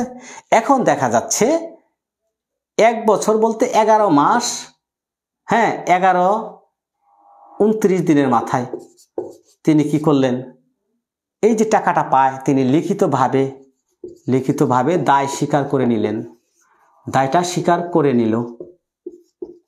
তাহলে নতুন করে আবার তার তামাদি মেয়াদ গণনা শুরু হবে। অর্থাৎ তামাদি মেয়াদ শেষের 1 ঘন্টা 1 দিন আগেও যদি কেউ লিখিতভাবে দায়টা স্বীকার করে নেয়, তাহলে তার তামাদি মেয়াদ নতুন করে আবার শুরু হয়ে যাবে। ওই দিন থেকে আবার নতুন করে তামাদি মেয়াদ, 2 বছর থাকলে 2 বছর, 3 বছর থাকলে 3 বছর, যতদিন থাকুক নতুন করে আবার ওই দিন থেকে শুরু হবে তামাদি মেয়াদ। অর্থাৎ তামাদি মেয়াদ শেষ হওয়ার 1 দিন আগেও যদি কেউ দায় স্বীকার করে, নতুন করে তামাদি মেয়াদ গণনা শুরু হবে। তবে এখানে কিছু শর্ত অবশ্যই পালন করতে হবে। শর্তগুলো কি কি? লিখিত, অবশ্যই স্বীকৃতিটা কি হবে, লিখিত। এই যে স্বীকৃতিটা কি হবে, অবশ্যই লিখিত হতে হবে। লিখিত এবং যিনি স্বীকার করবেন তার স্বাক্ষরিত হতে হবে। লিখিত এবং স্বাক্ষরিত। অবশ্যই মেয়াদ বা তামাদি মেয়াদ উত্তীর্ণের পূর্বে হতে হবে, উত্তীর্ণের পূর্বে হতে হবে, হ্যাঁ পূর্বে হতে হবে। তামাদি মেয়াদ শেষে আপনি দায় স্বীকার করলেন, সেটা কিন্তু আর নতুন করে তামাদি মেয়াদ গণনা শুরু হবে না। অর্থাৎ যে ব্যক্তি দায়ী সেই ব্যক্তি নিজে অথবা তার প্রতিনিধি, বৈধ প্রতিনিধি এই দায়টা স্বীকার করতে হবে। তাহলে প্রাপ্তি স্বীকারের যে ফলাফল নতুন করে শুরু হবে যদি দায়টা স্বীকার করে নেয়। শর্ত হচ্ছে অবশ্যই মেয়াদ উত্তীর্ণের প্রাপ্তি স্বীকার শর্তসমূহ 4টি। হ্যাঁ, অর্থাৎ এখানে দেনাদার, যিনি দেনাদার যতবার এই বিষয়টা স্বীকার করবেন ততবার নতুন করে তামাদি মেয়াদ গণনা শুরু হবে। 20 ধারাতে দেখেন সুদ প্রদানের ফলাফল, সুদ প্রদানের ফলাফলের কথা বলা হচ্ছে। প্রদানের ফলাফল দেখা যাচ্ছে আপনি 10,000 টাকা পান, ঠিক আছে। আপনি 1 বছর মেয়াদের মধ্যে আপনাকে পরিশোধ করতে হবে। তামাদি মেয়াদ ধরেন 1 বছর, আপনি যে 11 মাস 29 দিনের মাথায় যায় কি করলেন, আপনি 500 টাকা দিলেন, যে আমি 500 টাকা দিলাম, বাকি টাকাটা পরে দিয়ে দিব। আবার নতুন করে তামাদি মেয়াদ গণনা শুরু হবে। সুদ প্রদান করলেও তামাদি মেয়াদ নতুন করে শুরু হবে, কিছু টাকা দিলেও নতুন করে তামাদি মেয়াদ শুরু হবে। সুদ প্রদানের ফলাফলের কথাই বলা হচ্ছে, ঠিক আছে। সহজ বিষয়, একটু বুঝতে পারলে ওকে। 21 ধারাতে বলছে, দেখেন 21 ধারাতে হচ্ছে কি, বৈধ প্রতিনিধি। হ্যাঁ, এখন 22 ধারাটা গুরুত্বপূর্ণ। 21 ধারাটা যেমন তেমন 22 ধারাটা গুরুত্বপূর্ণ। দেখেন, নতুন বাদী বা বিবাদীকে মোকদ্দমার পক্ষভুক্ত করা বা কায়মু কাম। এখানে বলা হচ্ছে কায়মু কাম, এটা কিন্তু আবার এই যে আমরা দেখি 22 আদেশ, সিপিসির 22 আদেশে কাইমুকামের বিধান আছে। কত দিনের মধ্যে কাইমুকাম করতে হবে কমেন্ট করেন তো দেখি। খুব সুন্দর আলোচনা, আলহামদুলিল্লাহ। এম এ মালেক, হ্যাঁ আমাদের সেই এম এ মালেককে আমরা দেখতে পাচ্ছি, তিনি সুনির্দিষ্ট প্রতিকারেও যুক্ত ছিলেন। ভেরি গুড, হ্যাঁ অনেকেই যুক্ত আছেন। আচ্ছা বলেন তো দেখি, কাইমুকাম পক্ষভুক্তি, এখানে বলা হচ্ছে পক্ষভুক্তির কথা। পক্ষভুক্তি কত দিনের মধ্যে করতে হবে? দেখেন এখানে বলা হচ্ছে যে যেখানে কোনো বাদী বা বিবাদী মামলা দায়ের করার পর কারো স্থলাভিষিক্ত অথবা পক্ষভুক্ত করা হয়ে থাকে, সে নতুন করে তার ওই মামলাটা দায়ের করা হয়েছে বলে সেটা গণ্য হবে। অর্থাৎ একজন ব্যক্তিকে যদি আপনি একটা মোকদ্দমায় পক্ষভুক্ত করেন, কাইমুকাম করেন, তার জন্য ওই মামলাটা সেদিন থেকে শুরু হয়েছে বলে গণ্য হবে। 22 ধারা, আমরা তো জানি দেওয়ানি মোকদ্দমাগুলোতে পক্ষভুক্ত করা হয়, বিবাদী পক্ষভুক্ত করে, বাদী পক্ষভুক্ত করে 1-10 অনুযায়ী, হ্যাঁ 1 অর্ডার 10 1-10, হ্যাঁ। এখন দেখেন কাইমুকাম 90 দিনের মধ্যে করতে হবে। অর্থাৎ মৃত ব্যক্তির কাইমুকাম 176 177 আর্টিকেলে বলা হচ্ছে বাদী কাইমুকাম, বিবাদী কাইমুকাম, তামাদি মেয়াদ 90 দিন। ওকে, তামাদি মেয়াদ হচ্ছে। ক্লাসটি ভালো লাগলো, প্রেস ডালিম। তাহলে পক্ষভুক্তি বা কাইমুকাম 23 ধারাতে যান। অবিরাম চুক্তি ভঙ্গ বা প্রতারণার ফলাফল, অনিষ্টের ফলাফল। 23 ধারায় অবিরাম চুক্তি ভঙ্গ বা ক্ষতির ফলাফল বা অনিষ্টের ফলাফলটা কি? এই যে তামাদি গণনাটা শুরু হবে কিভাবে আপনি খেয়াল করেন। অনিষ্ঠ বা ক্ষতি হলে আপনি যতবারই একটা বাদীর একটা চুক্তি হলো আপনার সাথে, ক নামক ব্যক্তির চুক্তি হলো খ নামক ব্যক্তির সাথে, এই যে খ নামক ব্যক্তি যতবার চুক্তি ভঙ্গ করবেন ততবার নতুন করে তামাদি গণনা শুরু হবে। ক্লিয়ার না? যতবার তিনি চুক্তি ভঙ্গ করবেন, যতবার ক্ষতি করবেন, ততবার নতুন করে তামাদি গণনা শুরু হবে। 24 ধারা, ঠিক আছে। আমরা ধারাভিত্তিক আলোচনার শেষ পর্যায়ে কিন্তু, হ্যাঁ একটু থাকেন সবাই, আর হয়তোবা 20 থেকে আধা ঘন্টার মধ্যে আমাদের ক্লাস আজকেরটা শেষ হয়ে যাবে। আমি আশা করি যেভাবে আমরা রিভিশন করে যাচ্ছি এইভাবে আপনারাও পড়বেন, ইনশাল্লাহ পাশ করবেন, ইনশাল্লাহ। একটা ক্লাস মানে একটা লাইব্রেরি, একটা বই মানে আপনি নিজে পড়তেছেন, অনেক বিষয় বুঝতে পারবেন না, পড়লেও মনে রাখতে পারবেন না।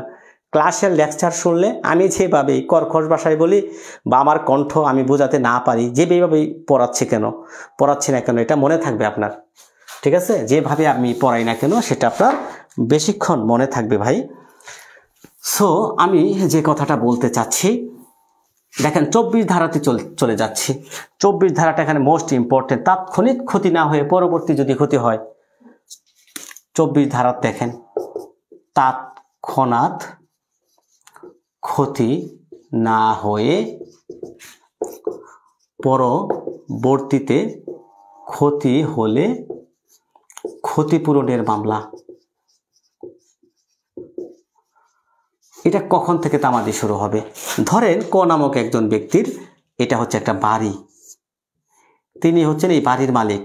খেয়াল করেন, ক নামক ব্যক্তির বাড়ি এটা, তিনি এই বাড়ির মালিক, ঠিক আছে। এখন এই বাড়ির নিচে যে ভূমি আছে, এই ভূমির মালিক হচ্ছে কে? খ নামক ব্যক্তি। খেয়াল করেন, এখন ক নামক ব্যক্তির বাড়ি এটা, খ নামক ব্যক্তির এটা ভূমি, এই ভূমির মালিক, নিচের অংশের মালিক হচ্ছে খ। তাহলে খ যদি মালিক থাকে তাহলে নিচের মাটি উত্তোলন করার অধিকার তার আছে। সে প্রতিনিয়ত এই খ নামক ব্যক্তি এই যে বাড়ির নিচ থেকে মাটি উত্তোলন করতেছে, মাটি উত্তোলন। এখন যখন মাটি উত্তোলন করতেছে তখন কিন্তু ক নামক ব্যক্তি মামলা করতে পারবে না। যখন মাটি উত্তোলন করা শেষ, যেদিন ধরেন মাটি উত্তোলন করলো 2025 সাল, মাটি উত্তোলন করলে যে তার বাড়ি ধসে পড়ছে না, ক্ষতি হয় নাই, 26 সালে যায় এই বাড়িটা কি করলো? এই মাটি উত্তোলনের ফলাফলে এই বাড়িটা কি হলো? ভেঙে মাটির নিচে পড়ে গেল। তাহলে ক নামক ব্যক্তির একটা ক্ষতি হলো, তার কি একটা এই বাড়িটা ক্ষতি হলো। যেদিন থেকে এইটা ক্ষতিটা হবে সেদিন থেকে তার তামাদি মেয়াদ গণনা হবে ক্ষতিপূরণের মামলা করার জন্য। ক্ষতিপূরণের মামলা তামাদি মেয়াদ সেদিন থেকেই শুরু হবে।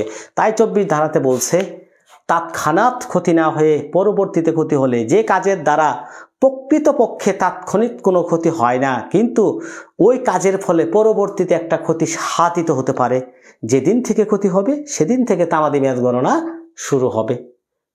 ক্লিয়ার কিনা কমেন্ট করবেন। সো 24 ধারা শেষ, 25 ধারাতে আমরা চলে যাচ্ছি। 25 ধারা মোস্ট ইম্পর্টেন্ট। 25 ধারাটাও 25 ধারা থেকে অতবার প্রশ্ন করা হয়েছে। এই যে আমরা তামাদি মেয়াদটা যে গণনা করব, তামাদি মেয়াদ গণনা, এই তামাদি মেয়াদ গণনাটা কোন ক্যালেন্ডার অনুযায়ী হবে? বাংলা নাকি ইংরেজি নাকি উর্দু নাকি ফার্সি, কোন ক্যালেন্ডার? এখানে ক্যালেন্ডারের কথা বলা হচ্ছে।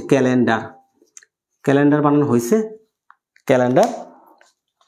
ক্যালেন্ডার বানানটা হয় নাই মনে হয়। ক্যালেন্ডার বানান এটা হবে ক্যালেন্ডার, অর্থাৎ গ্রেগরিয়ান বর্ষপঞ্জি। এই গ্রেগরিয়ান বর্ষপঞ্জি মানে হচ্ছে যে আমরা যে ইংরেজি ক্যালেন্ডারটা দেখি না, ইংরেজি জানুয়ারি ফেব্রুয়ারি, আপনার একটা তামাদি মেয়াদ গণনার সময় মামলার তামাদি গণনা করেন অথবা আপিলের যে তামাদি আপনি গণনা করেন, অবশ্যই গণনার মেয়াদটা শুরু করতে হবে ইংরেজি গ্রেগরিয়ান বর্ষপঞ্জি অনুসারে। এটাই হচ্ছে 25 ধারা। আর কিছু এখানে আপনার শেখার নাই। আমরা সবচেয়ে মোস্ট ইম্পর্টেন্ট চলে যাচ্ছি 26 ধারাতে। বলেন তো 26 ধারাতে যে সুখাধিকারের তামাদি মেয়াদ কত? দেখি কে দুরন্ত শিক্ষার্থী উত্তর দিতে পারেন। তামাদি মেয়াদ কত? সুখাধিকারের তামাদি মেয়াদ কত? উত্তর করবেন। আমরা দুরন্ত ল একাডেমির পক্ষ থেকে ইনশাআল্লাহ আগামীকাল সকাল 9:30 বা 10টার মধ্যে আমরা ফৌজদারি কার্যবিধি, যে গুরুত্বপূর্ণ একটা আইন, অনেকেই বুঝেন না। আগামীকাল সারাদিন আমরা ফৌজদারি কার্যবিধি কি করব? আগামীকাল সারাদিন আমরা ফৌজদারি কার্যবিধি রিভিশন করব ইনশাল্লাহ। এমডি নাজমুল হক যুক্ত আছেন আমাদের সাথে, আবু ইউসুফ রাকিব যুক্ত আছেন, অনেকেই যুক্ত আছেন দেখতে পাচ্ছি। আমাদের ধারাভিত্তিক আলোচনা কিন্তু প্রায় শেষের পথে। 1টা বাজে, 1:49, 1:29। সো আমরা 2টার মধ্যে ইনশাল্লাহ শেষ করে যাব। হ্যাঁ, 2টার মধ্যে। এই মুহূর্তে আপনাদেরকে পড়তে হবে, কঠোর পরিশ্রম করতে হবে। পরিশ্রম বিনে সাধন বিনে কি হয়? সিদ্ধি লাভ হয় না, এরকম একটা কথা আছে। অবশ্যই সাধনা করতে হবে আপনাকে। হ্যাঁ, কই কমেন্ট দেখতে পাচ্ছি না, আপনারা একটু কমেন্ট করবেন তো যে সুখাধিকারের তামাদি মেয়াদ কত? আচ্ছা, অনেকেই তো কমেন্ট দিচ্ছেন, আমার এখানে দেখা যাচ্ছে না হয়তোবা, দেখি তো।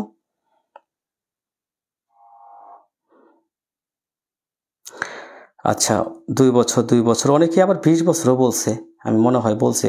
সরকারি 60 বছর। দেখেন উজ্জ্বল পাবল বন্ধন, এই বিষয়টা নিয়ে স্যার দণ্ডবিধি একটা রিভিশন ক্লাস নিলে ভালো হবে। অজয়শীল নেব ইনশাল্লাহ, নো প্রবলেম নেব। দেখেন এটা নিয়ে কিন্তু ক্লাসের প্রথমে এই কনফিউশনটা দূর করছি।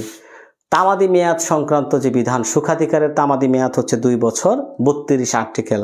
সুখাধিকার কিভাবে অর্জন হয়, সুখাধিকারের সংজ্ঞা, এই 2টার মধ্যে 4টা প্রশ্নের মধ্যে উল্টাপাল্টা বাজে সবারই। 26 ধারায় বলছে সুখাধিকার অর্জনের পদ্ধতি। 26 ধারাতে বলছে ইজবেন রাইজ বা সুখাধিকার অর্জনের পদ্ধতি। সুখাধিকার অর্জনের পদ্ধতির কথা বলছে, অর্জনের পদ্ধতি। সুখাধিকারের সংজ্ঞা যদি প্রশ্ন হয়, অনেকে 26 ধারায় উত্তর করেন। 26 ধারায় উত্তর করবেন না। সুখাধিকারের সংজ্ঞা 2-5 আছে, মনে রাখবেন। ঠিক আছে। এখন এই যে সুখাধিকারটা কিভাবে অর্জন হয়, দেখেন আমি এই যে প্রত্যেক দিন যে একটা উদাহরণ দিয়ে থাকি, এটা একটা বাড়ি, এটা একটা বাড়ি, ঠিক আছে। ধরেন এটাও একটা বাড়ি, ঠিক আছে, এটাও একটা বাড়ি। তো এটা হচ্ছে মূল রাস্তা, সরকারি রাস্তা।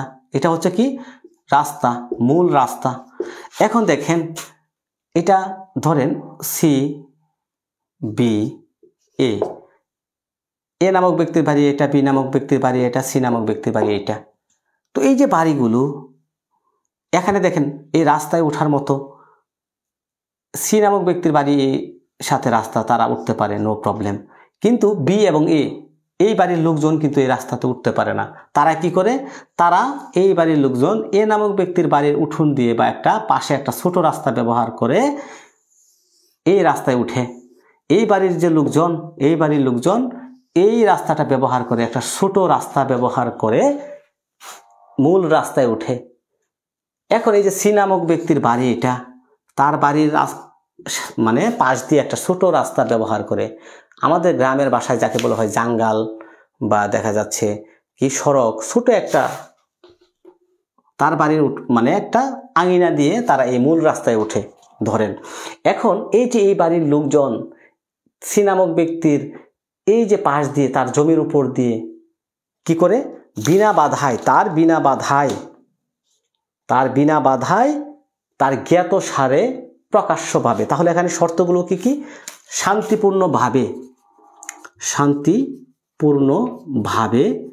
হ্যাঁ, বিনা বাধায়, খেয়াল করবেন, বিনা বাধায়, সে বাধা দেয় না, সে বাধা দিচ্ছে না, বিনা বাধায় শান্তিপূর্ণভাবে সকলের জ্ঞাত সারে, মানে সকলের জানা, এটা সকলের জ্ঞাত সারে, যদি এই যে বেসরকারি সম্পত্তি 20 বছর সুদীর্ঘকাল 20 বছর যাবৎ চলাচল করে, এই বাড়ির লোকজন শান্তিপূর্ণভাবে তাদের বিনা বাধায় সকলের জ্ঞাত সারে প্রকাশ্যভাবে এই রাস্তাটা ব্যবহার করে এই মূল রাস্তায় যাতায়াত করে ওঠার জন্য, তো তাদের একটা অধিকার অর্জন হবে, এ নামক ব্যক্তির একটা অধিকার অর্জন হবে, বি নামক ব্যক্তির একটা অধিকার অর্জন হবে। এই অধিকারটাকে বলা হয় সুখাধিকার। এই সুখাধিকার দেখেন, পানি ব্যবহার, পুকুরের পানি ব্যবহার, আলো বাতাসের অধিকার, রাস্তার অধিকার, চলাচলের অধিকার, বিভিন্ন রকমের একটা অধিকার। ঠিক আছে, রাত জেগে আইন শিক্ষার্থীদের উপকার করার জন্য আমরা কৃতজ্ঞ সুজন মিয়া, অসংখ্য ধন্যবাদ জানাচ্ছি। তাহলে এই যে দেখেন, দুইটা বাড়ির লোকজন, সি নামক ব্যক্তি বেসরকারি ব্যক্তি, তার বাড়ির আঙিনা দিয়ে মূল রাস্তায় ওঠে। এই যে মূল রাস্তায় উঠলো শান্তিপূর্ণভাবে বিনা বাধায় সকলের জ্ঞাত সারে প্রকাশ্যভাবে, তখন তাদের একটা অধিকার অর্জন হবে যদি 20 বছর যাবৎ চলাচল করে। এই অধিকারকে বলা হয় সুখাধিকার। তাহলে বেসরকারি সম্পত্তি হলে এটা হবে 20 বছর, যদি এই সম্পত্তিটা হতো সরকারি তখন তার স্থলে হতো 60 বছর। তখন যদি তিনি 20 বছর পরে বাধা প্রদান করে, 20 বছর 22 বছর পরে, তখন কি হবে? তারা 2 বছরের মধ্যে মামলা করতে হবে। লিমিটেশন অ্যাক্টের আর্টিকেল 32-এ বলা হচ্ছে তামাদি মেয়াদ হচ্ছে 2 বছর। সুখাধিকার যেদিন থেকে বাধা প্রদান করবে, আপনি 20 বছর অতিবাহিত করলেন বা 60 বছর, যেদিন থেকে আপনাকে বাধা প্রদান করবে সেদিন থেকে 2 বছরের মধ্যে আপনাকে কি করতে হবে? সুখাধিকার অর্জনের জন্য, অধিকারটা অর্জনের জন্য মামলা করতে হবে। বুঝতে পেরেছেন? কমেন্ট করবেন। ঠিক আছে, দেখেন 28 ধারাতে আমরা চলে যাচ্ছি। 28 ধারাতে চলে যাচ্ছি, সম্পত্তির অধিকার বিলুপ্তি। দেখেন, তামাদি আইনে একটা কথা আছে, একজনের অধিকার বিলুপ্তি হয়, আরেকজনের অধিকার সৃষ্টি হয়। অধিকার বিলুপ্তি, সম্পত্তির অধিকার বিলুপ্তি। দেখেন, তামাদি আইনের একজনের অধিকার সৃষ্টি হলে আরেকজনের অধিকার বিলুপ্ত হয়। কেমন? ধরেন, আমরা এই যে 8 ধারার মামলাটা সুনির্দিষ্ট প্রতিকার আইনের কত বছরের মধ্যে দায়ের করতে হবে বলেন তো দেখি। Thank you sir for teaching us, আমাদের জন্য অনেক সুন্দর টিচিং। যাই হোক, 8 ধারার মামলাটা কত বছরের মধ্যে মামলা দায়ের করতে হবে বলেন তো সুনির্দিষ্ট প্রতিকার আইনের? একটু কমেন্ট করবেন যারা যুক্ত আছেন, সবাই দ্রুত একটা কমেন্ট করবেন, দ্রুত সবাই একটু কমেন্ট করেন, আপনাদের কমেন্ট দেখতে চাচ্ছি। ভবিষ্যৎ আইনজীবীগণ, কত দিনের মধ্যে মামলাটা দায়ের করতে হবে? 12 বছর। Very good. এই যে 12 বছর, আপনি 8 ধারায় 12 বছরের মধ্যে মামলা দায়ের করলেন না, তখন আপনার অধিকারটা কি বিলুপ্ত হয়ে গেল না? আপনার সম্পত্তি আপনি 12 বছরের মধ্যে মামলা করলেন না, তখন আপনার অধিকার কি বিলুপ্ত হয়েছে? বিলুপ্ত হলো। তাহলে যিনি দখল করলেন সেখানে তার অধিকার অর্জন হয়ে গেল। অধিকার, যেহেতু আপনি 12 বছরের মধ্যে মামলা করেন নাই, তামাদি আইনের 142 আর্টিকেলে বলা হচ্ছে 12 বছরের মধ্যে আপনার জমি থেকে যখন আপনাকে বেদখল করা হবে, যে জমিতে আপনার সত্ত্ব আছে, মালিকানা আছে, ওই সম্পত্তি থেকে যদি আপনাকে বেদখল করা হয়, 12 বছরের মধ্যে আপনাকে মামলা করতে হবে। মামলা করলেন না, আপনি 12 বছর পরে মামলা করতে পারবেন না। তাহলে আপনার অধিকার বিলুপ্ত হয়ে গেল, যিনি দখল করলেন তার এখানে অধিকার অর্জন হলো। এটাই হচ্ছে জবরদখল। এটাকে বলা হয় জবরদখল বা অধিকার বিলুপ্তি। এটার অপর নাম হচ্ছে জবরদখল। 28 ধারাতে জবরদখলের কথা বলা হচ্ছে, জবরদখল। ঠিক আছে? তাহলে সম্পত্তির ক্ষেত্রে অত্র ধারা বিধান প্রযোজ্য হবে, সরকারি সম্পত্তির ক্ষেত্রে এটা প্রযোজ্য নয়, সরকারি সম্পত্তির ক্ষেত্রে প্রযোজ্য নয়। ওকে, দেখেন এটাই হচ্ছে মূল বিষয়। হ্যাঁ, এটাই হচ্ছে মূল বিষয়। অর্থাৎ এই যে 12 বছর যদি অন্য কোনো ব্যক্তির সম্পত্তি কি করে অধিক সময় 12 বছর বা তার অধিক সময়কাল শান্তিপূর্ণভাবে বুকদখল থাকলে উক্ত ব্যক্তি দখলীয় সম্পত্তির মালিক বলে গণ্য হবে। ঠিক আছে, আমরা 29 ধারাটায় পড়ব, যেগুলো গুরুত্বপূর্ণ। রিভিশন তো রিভিশনই। 29 ধারাতে বলছে কি, তামাদি কোন কোন ক্ষেত্রে প্রযোজ্য নয়। তামাদি আইন, এই যে তামাদি আইনটা কোন কোন ক্ষেত্রে প্রযোজ্য নয়, কোন কোন ক্ষেত্রে প্রযোজ্য নয়, প্রযোজ্য নয়। দেখেন প্রযোজ্য নয় কোন কোন ক্ষেত্রে, দেখেন আমরা একটু দেখে নেই। এই যে 1872 সালের যে চুক্তি আইন আছে না, 1872 সালের চুক্তি আইনের যে 25 ধারা, প্রশ্ন হবে কিন্তু এখান থেকে, চুক্তি আইনের 25 ধারার ক্ষেত্রে তামাদি আইনের প্রযোজ্য নয়। এই যে 25 ধারার ক্ষেত্রে শুধু প্রযোজ্য নয়, অন্য অন্য ধারার ক্ষেত্রে প্রযোজ্য, নো প্রবলেম। 74 সালের যে বিশেষ ক্ষমতা আইন, 74 সালের বিশেষ ক্ষমতা আইনের ক্ষেত্রে তামাদি আইন প্রযোজ্য নয়। প্রশ্ন হতে পারে যে 74 সালের বিশেষ ক্ষমতা আইনের ক্ষেত্রে কি তামাদি আইন প্রযোজ্য? নো। 2003 সালের যে অর্থ ঋণ আদালত আছে, অর্থ ঋণ আইন, এটার ক্ষেত্রে প্রযোজ্য নয়। ঠিক আছে, মূল ফৌজদারি মামলার ক্ষেত্রে এটা প্রযোজ্য নয়, মূল ফৌজদারি মামলার ক্ষেত্রে প্রযোজ্য নয়। ঠিক আছে, এবং বিবাহ বিচ্ছেদ মতে আনিত মামলায়, যে বিবাহ বিচ্ছেদের যে মামলাগুলো হয়, বিবাহ বিচ্ছেদ, তাহলে প্রশ্ন হতে পারে তামাদি আইন কোন ক্ষেত্রে প্রযোজ্য নয়।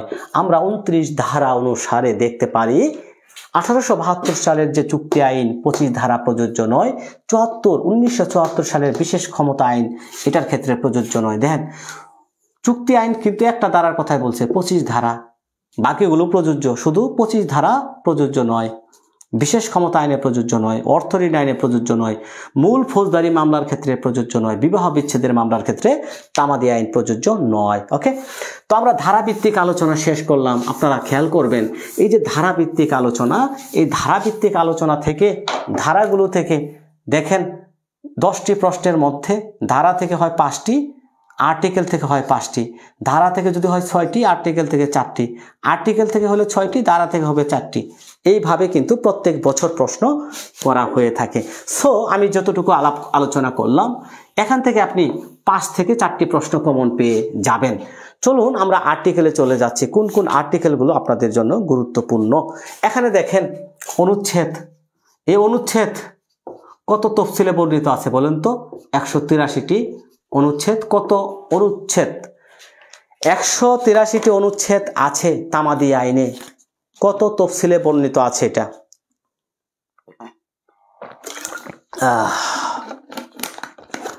বলেন কত তফসিলে বর্ণিত আছে? তামাদি আইনের যে অনুচ্ছেদগুলো কত তফসিলে বর্ণিত আছে?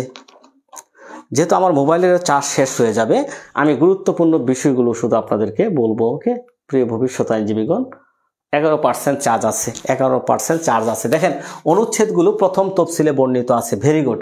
দেখেন 183টা অনুচ্ছেদ 3 ভাগে বিভক্ত। একটা হচ্ছে মামলা 1 থেকে 149, আপিল 150 থেকে 157, দরখাস্ত বা আবেদন 158 থেকে 183, 3 ভাগে বিভক্ত, 3 ভাগে বিভক্ত। চলুন আমরা শুধু আপিলের যে তামাদি মেয়াদগুলো দেখব। আপিলের, হ্যাঁ বাকিগুলো আমরা সাজেশন দিয়েছি, আপনারা ইনশাল্লাহ দেখে নেবেন। মাশাআল্লাহ, এত সুন্দর ও স্পষ্ট করে বোঝানোর জন্য অনেক অনেক ধন্যবাদ। কে বললেন? মামুন সাহেব। হ্যাঁ দেখেন এখানে ফৌজদারি আপিল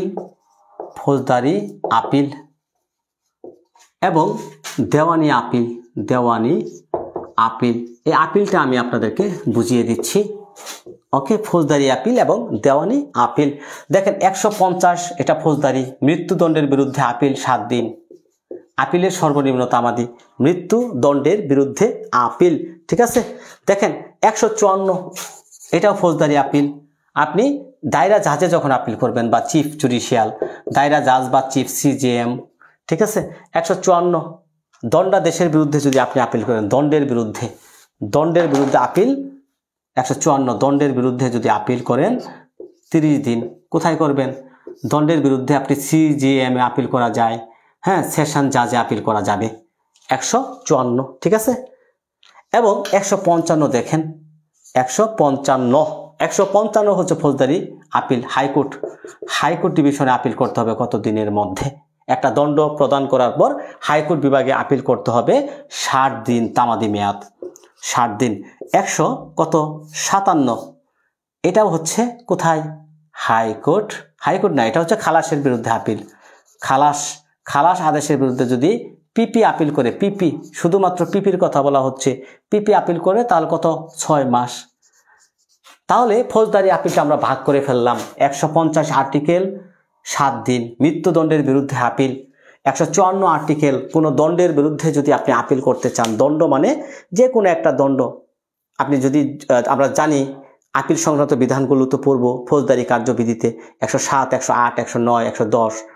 দ্বিতীয় বা তৃতীয় শ্রেণীর ম্যাজিস্ট্রেট কোনো দণ্ড দিলে আপিল করতে হবে চিফ জুডিশিয়াল ম্যাজিস্ট্রেট আদালতে, তাহলে 154 মতে আপিল করবেন 30 দিনের মধ্যে।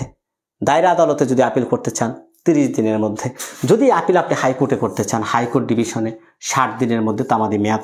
157 বলছে খালাস আদেশের বিরুদ্ধে আপিল 6 মাস। এখানে কিন্তু আছে, খালাস আদেশের বিরুদ্ধে যদি কি বাদী সিআর মামলার ক্ষেত্রে যদি বাদী আপিল করে, তার তামাদি মেয়াদ কিন্তু 60 দিন। এটা কোথায় বলা হচ্ছে? এটা 417 ধারাতে বলা হচ্ছে। যদি সিআর মামলা হয়, নালিশকারী বা বাদী আপিল করে, তাহলে তার বিরুদ্ধে আপিল খালাসের বিরুদ্ধে যদি করে 60 দিনের মধ্যে করতে হবে। তবে শুধুমাত্র পিপি যদি আপিল করে, তার তামাদি মেয়াদ হচ্ছে 6 মাস। 157 আর্টিকেল। ওকে, তো আমরা তারপরে চলে যাচ্ছি। দেখেন দেওয়ানি আপিল হচ্ছে 151। দেখেন হাইকোর্ট কর্তৃক মূল দেওয়ানি এখতিয়ার প্রয়োগকালে 151তে বলছে, এই যে হাইকোর্ট তার মূল এখতিয়ার প্রয়োগকালে যদি কোনো আদেশ দেন, তাহলে আপিলের ডিভিশনে আপিল করবেন। কত দিনের মধ্যে করবেন? 20 দিন। তার তামাদি মেয়াদ 20 দিন। ঠিক আছে, তামাদি মেয়াদ 20 দিন। 152 দেখেন, এই যে সহকারী জাজ বা সিনিয়র সহকারী জাজ কোনো ডিক্রি বা আদেশ দিল, হ্যাঁ, আপনি আপিল করবেন কোথায়? 30 দিনের মধ্যে। কোথায় আপিল করবেন? জেলা জাজে, সেশন জাজে, জেলা জাজ, ওকে, ডিস্ট্রিক্ট জাজে, ঠিক আছে। সেশন জাজ তো হলো দায়রা। 153তে দেখেন, 153, হ্যাঁ 153 না, 153 দরকার নাই, 155টা পড়বেন। 155 পড়বেন, গুরুত্বপূর্ণ। 155 পড়বেন। হাইকোর্টে আপিল তামাদি মেয়াদ হচ্ছে কতদিন বলেন তো? আমি বলবো না, একটু কমেন্ট করবেন। হাইকোর্ট বিভাগে যদি 100 কত না, এটা তো 55 ফৌজদারি, 56 হবে, 56, 156। দেওয়ানি আপিল যদি হাইকোর্টে করেন, তামাদি মেয়াদ কত হবে? বাবা অনেকেই তো কমেন্ট দিচ্ছেন গো। হ্যাঁ 117(3), হ্যাঁ, বাদী আপিল করলে 117(3), 717(3)-এ কতদিন? 60 দিন। হ্যাঁ, বাদী যদি আপিল করে, এক্ষেত্রে মনে রাখবেন, প্রশ্ন এখান থেকে হবে। দেওয়ানি আপিল হচ্ছে 90 দিন। ওকে, দেওয়ানি আপিল হচ্ছে 90 দিন। তো এই যে প্রিয় ভবিষ্যৎ আইনজীবীগণ, 155 হচ্ছে, দেখেন আমরা ভাগ করছি, ফৌজদারি আপিলগুলো এক সাইডে, দেওয়ানি আপিলগুলো এক সাইডে। ফৌজদারি আপিল হচ্ছে 150 7 দিন, 154 30 দিন। অর্থাৎ যদি আপনি চিফ জুডিশিয়াল বা দায়রা জাজে আপিল করেন, 30 দিনের মধ্যে করতে হবে। সহজ কথাটা মনে রাখবেন আগে। হাইকোর্টে আপিল করলে 60 দিনের মধ্যে করতে হবে ফৌজদারি আপিলটা। আবার দেখেন দেওয়ানি কিন্তু হাইকোর্টে আপিল করলে 90 দিন তামাদি মেয়াদ, এখানে কিন্তু বেড়ে গেছে। দেওয়ানি আপিলটা কিন্তু 156 মতে হাইকোর্টে 90 দিন। হ্যাঁ, এটা মনে রাখবেন। 152 হচ্ছে 30 দিন, 151 হচ্ছে হাইকোর্টে 20 দিনের মধ্যে, হাইকোর্টের কোনো মূল এখতিয়ার প্রয়োগকালে যদি কোনো আদেশ দেন। ওকে, এটা মনে রাখবেন। তো প্রিয় ভবিষ্যৎ আইনজীবী, এনার্জি শেষ, এনার্জি শেষ, 150 জন যুক্ত আছেন, আমরা 150টা মনে রাখবো। এখান থেকে একাধিকবার প্রশ্ন হয়েছে, মৃত্যুদণ্ডের বিরুদ্ধে আপিল। তো আজকে বিদায় নেব। আমি এই আপিল সংক্রান্ত আরও কিছু ক্লাস নিয়েছিলাম আগেও, অনুচ্ছেদগুলো, সেগুলো দেখে নেবেন। হ্যাঁ, সেগুলো দেখে নেবেন। এবং আরেকটা কথা হচ্ছে, আইনটা হচ্ছে সাধনার বিষয়। এই মুহূর্তে অনেকে আমাকে ফোন দিচ্ছেন যে স্যার আমার তো কিচ্ছু পড়া মন থাকে না, আমি 1 মাস যাবৎ পড়তেছি, এখন কি করব? আসলে 1 মাসে, সত্য কথা বলতে 1 মাসে আপনি আইনের কিছু শিখতে পারবেন না। আইনটা হচ্ছে একটা সাগরের মতো, বৃহৎ একটা সাগর। এই আইনটাকে আপনি জানতে হলে, আইনজীবী হতে হলে আপনাকে অবশ্যই সাধনা গ্রহণ করতে হবে। আপনি আইনজীবী হবেন, আপনার একটা দীর্ঘ মিনিমাম 1 বছরের একটা কি থাকতে হবে, 1 বছর থেকে একটা প্রিপারেশন, সাধনা নিয়ে আপনাকে এগিয়ে যেতে হবে। তবে হ্যাঁ, আপনি 7 দিনেও সম্ভব, টেকনিকের মাধ্যমে আপনাকে এগিয়ে যেতে হবে। প্রস্তুতিটা নিতে হবে এইভাবে। ছোট আইনগুলো, যে ছোট আইন 4টা আছে, যেমন আজকে সুনির্দিষ্ট, তারপরে হচ্ছে তামাদি শেষ করলাম, যেমন সাক্ষ্য আইন আছে, বার কাউন্সিল অ্যাক্ট আছে, এই ছোট আইনগুলো আপনি এইভাবে রিভিশন করে ফেলবেন। এবং যাদের প্রিপারেশন শূন্য তাদের কথা বলতেছি, সবার ক্ষেত্রে এটা প্রযোজ্য নয়। যাদের প্রিপারেশন শূন্য, আমার চেহারা কিন্তু মলিন হয়ে গেছে, এনার্জি শেষ, বুঝতেই পারতেছেন। যাদের প্রিপারেশন একদম জিরো, এই 7 দিনে আপনি একবারে হাফেজ হয়ে যেতে চাচ্ছেন, আদৌ সম্ভব না আইনজীবী হওয়া। তবে কিছু টেকনিক দিয়ে রাখি, ডো অর ডাই করতে পারেন যাদের প্রিপারেশন শূন্য। এই 4টা আইন আমি যেভাবে পড়ালাম ইনশাল্লাহ এইভাবে পড়বেন। তারপরে হচ্ছে দেওয়ানি, ফৌজদারি, পেনাল কোড, 3টা আইন, বড় আইন। 3টা আইনে আমি রিভিশন যেভাবে করাবো সেইভাবে সেই ধারাগুলো পড়বেন এবং বিগত সালের প্রত্যেকটা প্রশ্ন ওই ধারাগুলো পড়বেন, তাহলে ইনশাল্লাহ হয়ে যাবে ডো অর ডাই। কারণ বার কাউন্সিল পাশ করার জন্য আপনার রিজিকে থাকলে সম্ভব স্যার। হ্যাঁ, রিজিক তো সবই আল্লাহর ইচ্ছা, অনেকে না পড়েও পাশ করে। হ্যাঁ, প্রফেশনাল ইথিক্স থেকে কিছু কি বলবেন? আচ্ছা শুনেন, আজকে তো তামাদি শেষ করলাম এবং সুনির্দিষ্ট শেষ করলাম, আগামীকাল ফৌজদারি শেষ করব। রাতে যদি ইনশাল্লাহ ফৌজদারি দিনে শেষ করে দেই, রাতে সাক্ষ্যটা শেষ করব এবং পরদিন দেওয়ানি শেষ করব, পাশাপাশি হচ্ছে বার কাউন্সিল। পরে ওই সপ্তাহের মধ্যে পেনাল কোডটা শেষ করে দেব, শেষ, রিভিশন হয়ে যাবে। আলহামদুলিল্লাহ স্যার, আল্লাহ পাক আপনাকে নেক হায়াতের সুস্থতা দান করুক। ফি আমানিল্লাহ। আলহামদুলিল্লাহ, আপনার দোয়া আল্লাহ তাআলা কবুল করুক এবং আমরাও দোয়া করি সবাই যেন পাশ করতে পারে ইনশাল্লাহ। কারণ রিজিকের মালিক হচ্ছে আল্লাহ। আপনারা যদি সবাই আইনজীবী হন, কারো রিজিক কেউ নিতে পারবে না, ঠিক আছে? এখানে রিজিকের মালিক হচ্ছে আল্লাহ। স্যার সকালে কয়টায় ক্লাস করবেন, এটাও তো মূল বিষয়। দেখেন, সকালে যদি ঘুম ভাঙে 9টার মধ্যে শুরু করে দেব, তবে সর্বোচ্চ 10টা, কত? সর্বোচ্চ 10টার মধ্যে ফৌজদারি শুরু করবে ইনশাল্লাহ। রিভিশন হবে ইনশাল্লাহ, পুরোদমে রিভিশন। তামাদি আগের ক্লাসটা একটু দিয়ে দিবেন স্যার। তামাদির আগের ক্লাসটা আমার ফেসবুক পেজে আছে অথবা আমার আইডিতে আছে, একটু দেখে নেবেন। নিচে আপনি স্ক্রল করলেই, নিচ দিকে গেলেই দেখবেন। হ্যাঁ, আগামীকাল ইনশাল্লাহ আল্লাহ যদি বাঁচিয়ে রাখেন, আগামীকাল থেকে ইনশাল্লাহ শুরু করব আমাদের ফৌজদারি কার্যবিধির মিশন, রিভিশন। হ্যাঁ, শুভরাত্রি সবাইকে। আল্লাহ হাফেজ। সুহেলি মৃধা, ওকে, অনেক অনেক কৃতজ্ঞতা স্বীকার করছি। অজয়শীল, থ্যাংক ইউ স্যার। প্রদীপ কুমার সাহা। তো যারা যুক্ত ছিলেন অসংখ্য ধন্যবাদ জানাচ্ছি দুরন্ত ল একাডেমির পক্ষ থেকে। আমি অ্যাডভোকেট আশরাফুল আলম। এবং সাথে সাথে আবারও আপনাদেরকে বলবো, যাদের প্রবলেম শুধু রিভিশন করতে চাচ্ছেন, ক্লাসগুলো দেখবেন। এই 2টা ক্লাসে দেখলে আপনি 15 নাম্বার ইজি পাবেন। আমার আজকের 2টা ক্লাস আমি চ্যালেঞ্জ করে বলতে পারি, দেখবেন পরীক্ষার পরে 100% 16টা 15টা নাম্বার পাবেন 2টা ক্লাসে। এবং আগামীকাল থেকে ফৌজদারি শুরু করব। 10টা রিভিশন ক্লাসটা দেখলে 10টা পারবেন, যদি মনে রাখতে পারেন। যদি এখানে মনে রাখতে পারেন, আজকে 16টা, আগামীকাল 10টা ফৌজদারি, ধরেন 10টা, তাহলে 26টা। সাক্ষ্য আইন থেকে ধরেন আপনার 8টা, 26 আর 8 কত? ধরেন 34। দেওয়ানি থেকে আমি আরও 10টা দিলাম, ধরেন 44। আরও আছে পেনাল কোড, বার কাউন্সিল, পাশ করে যাবেন ইনশাল্লাহ।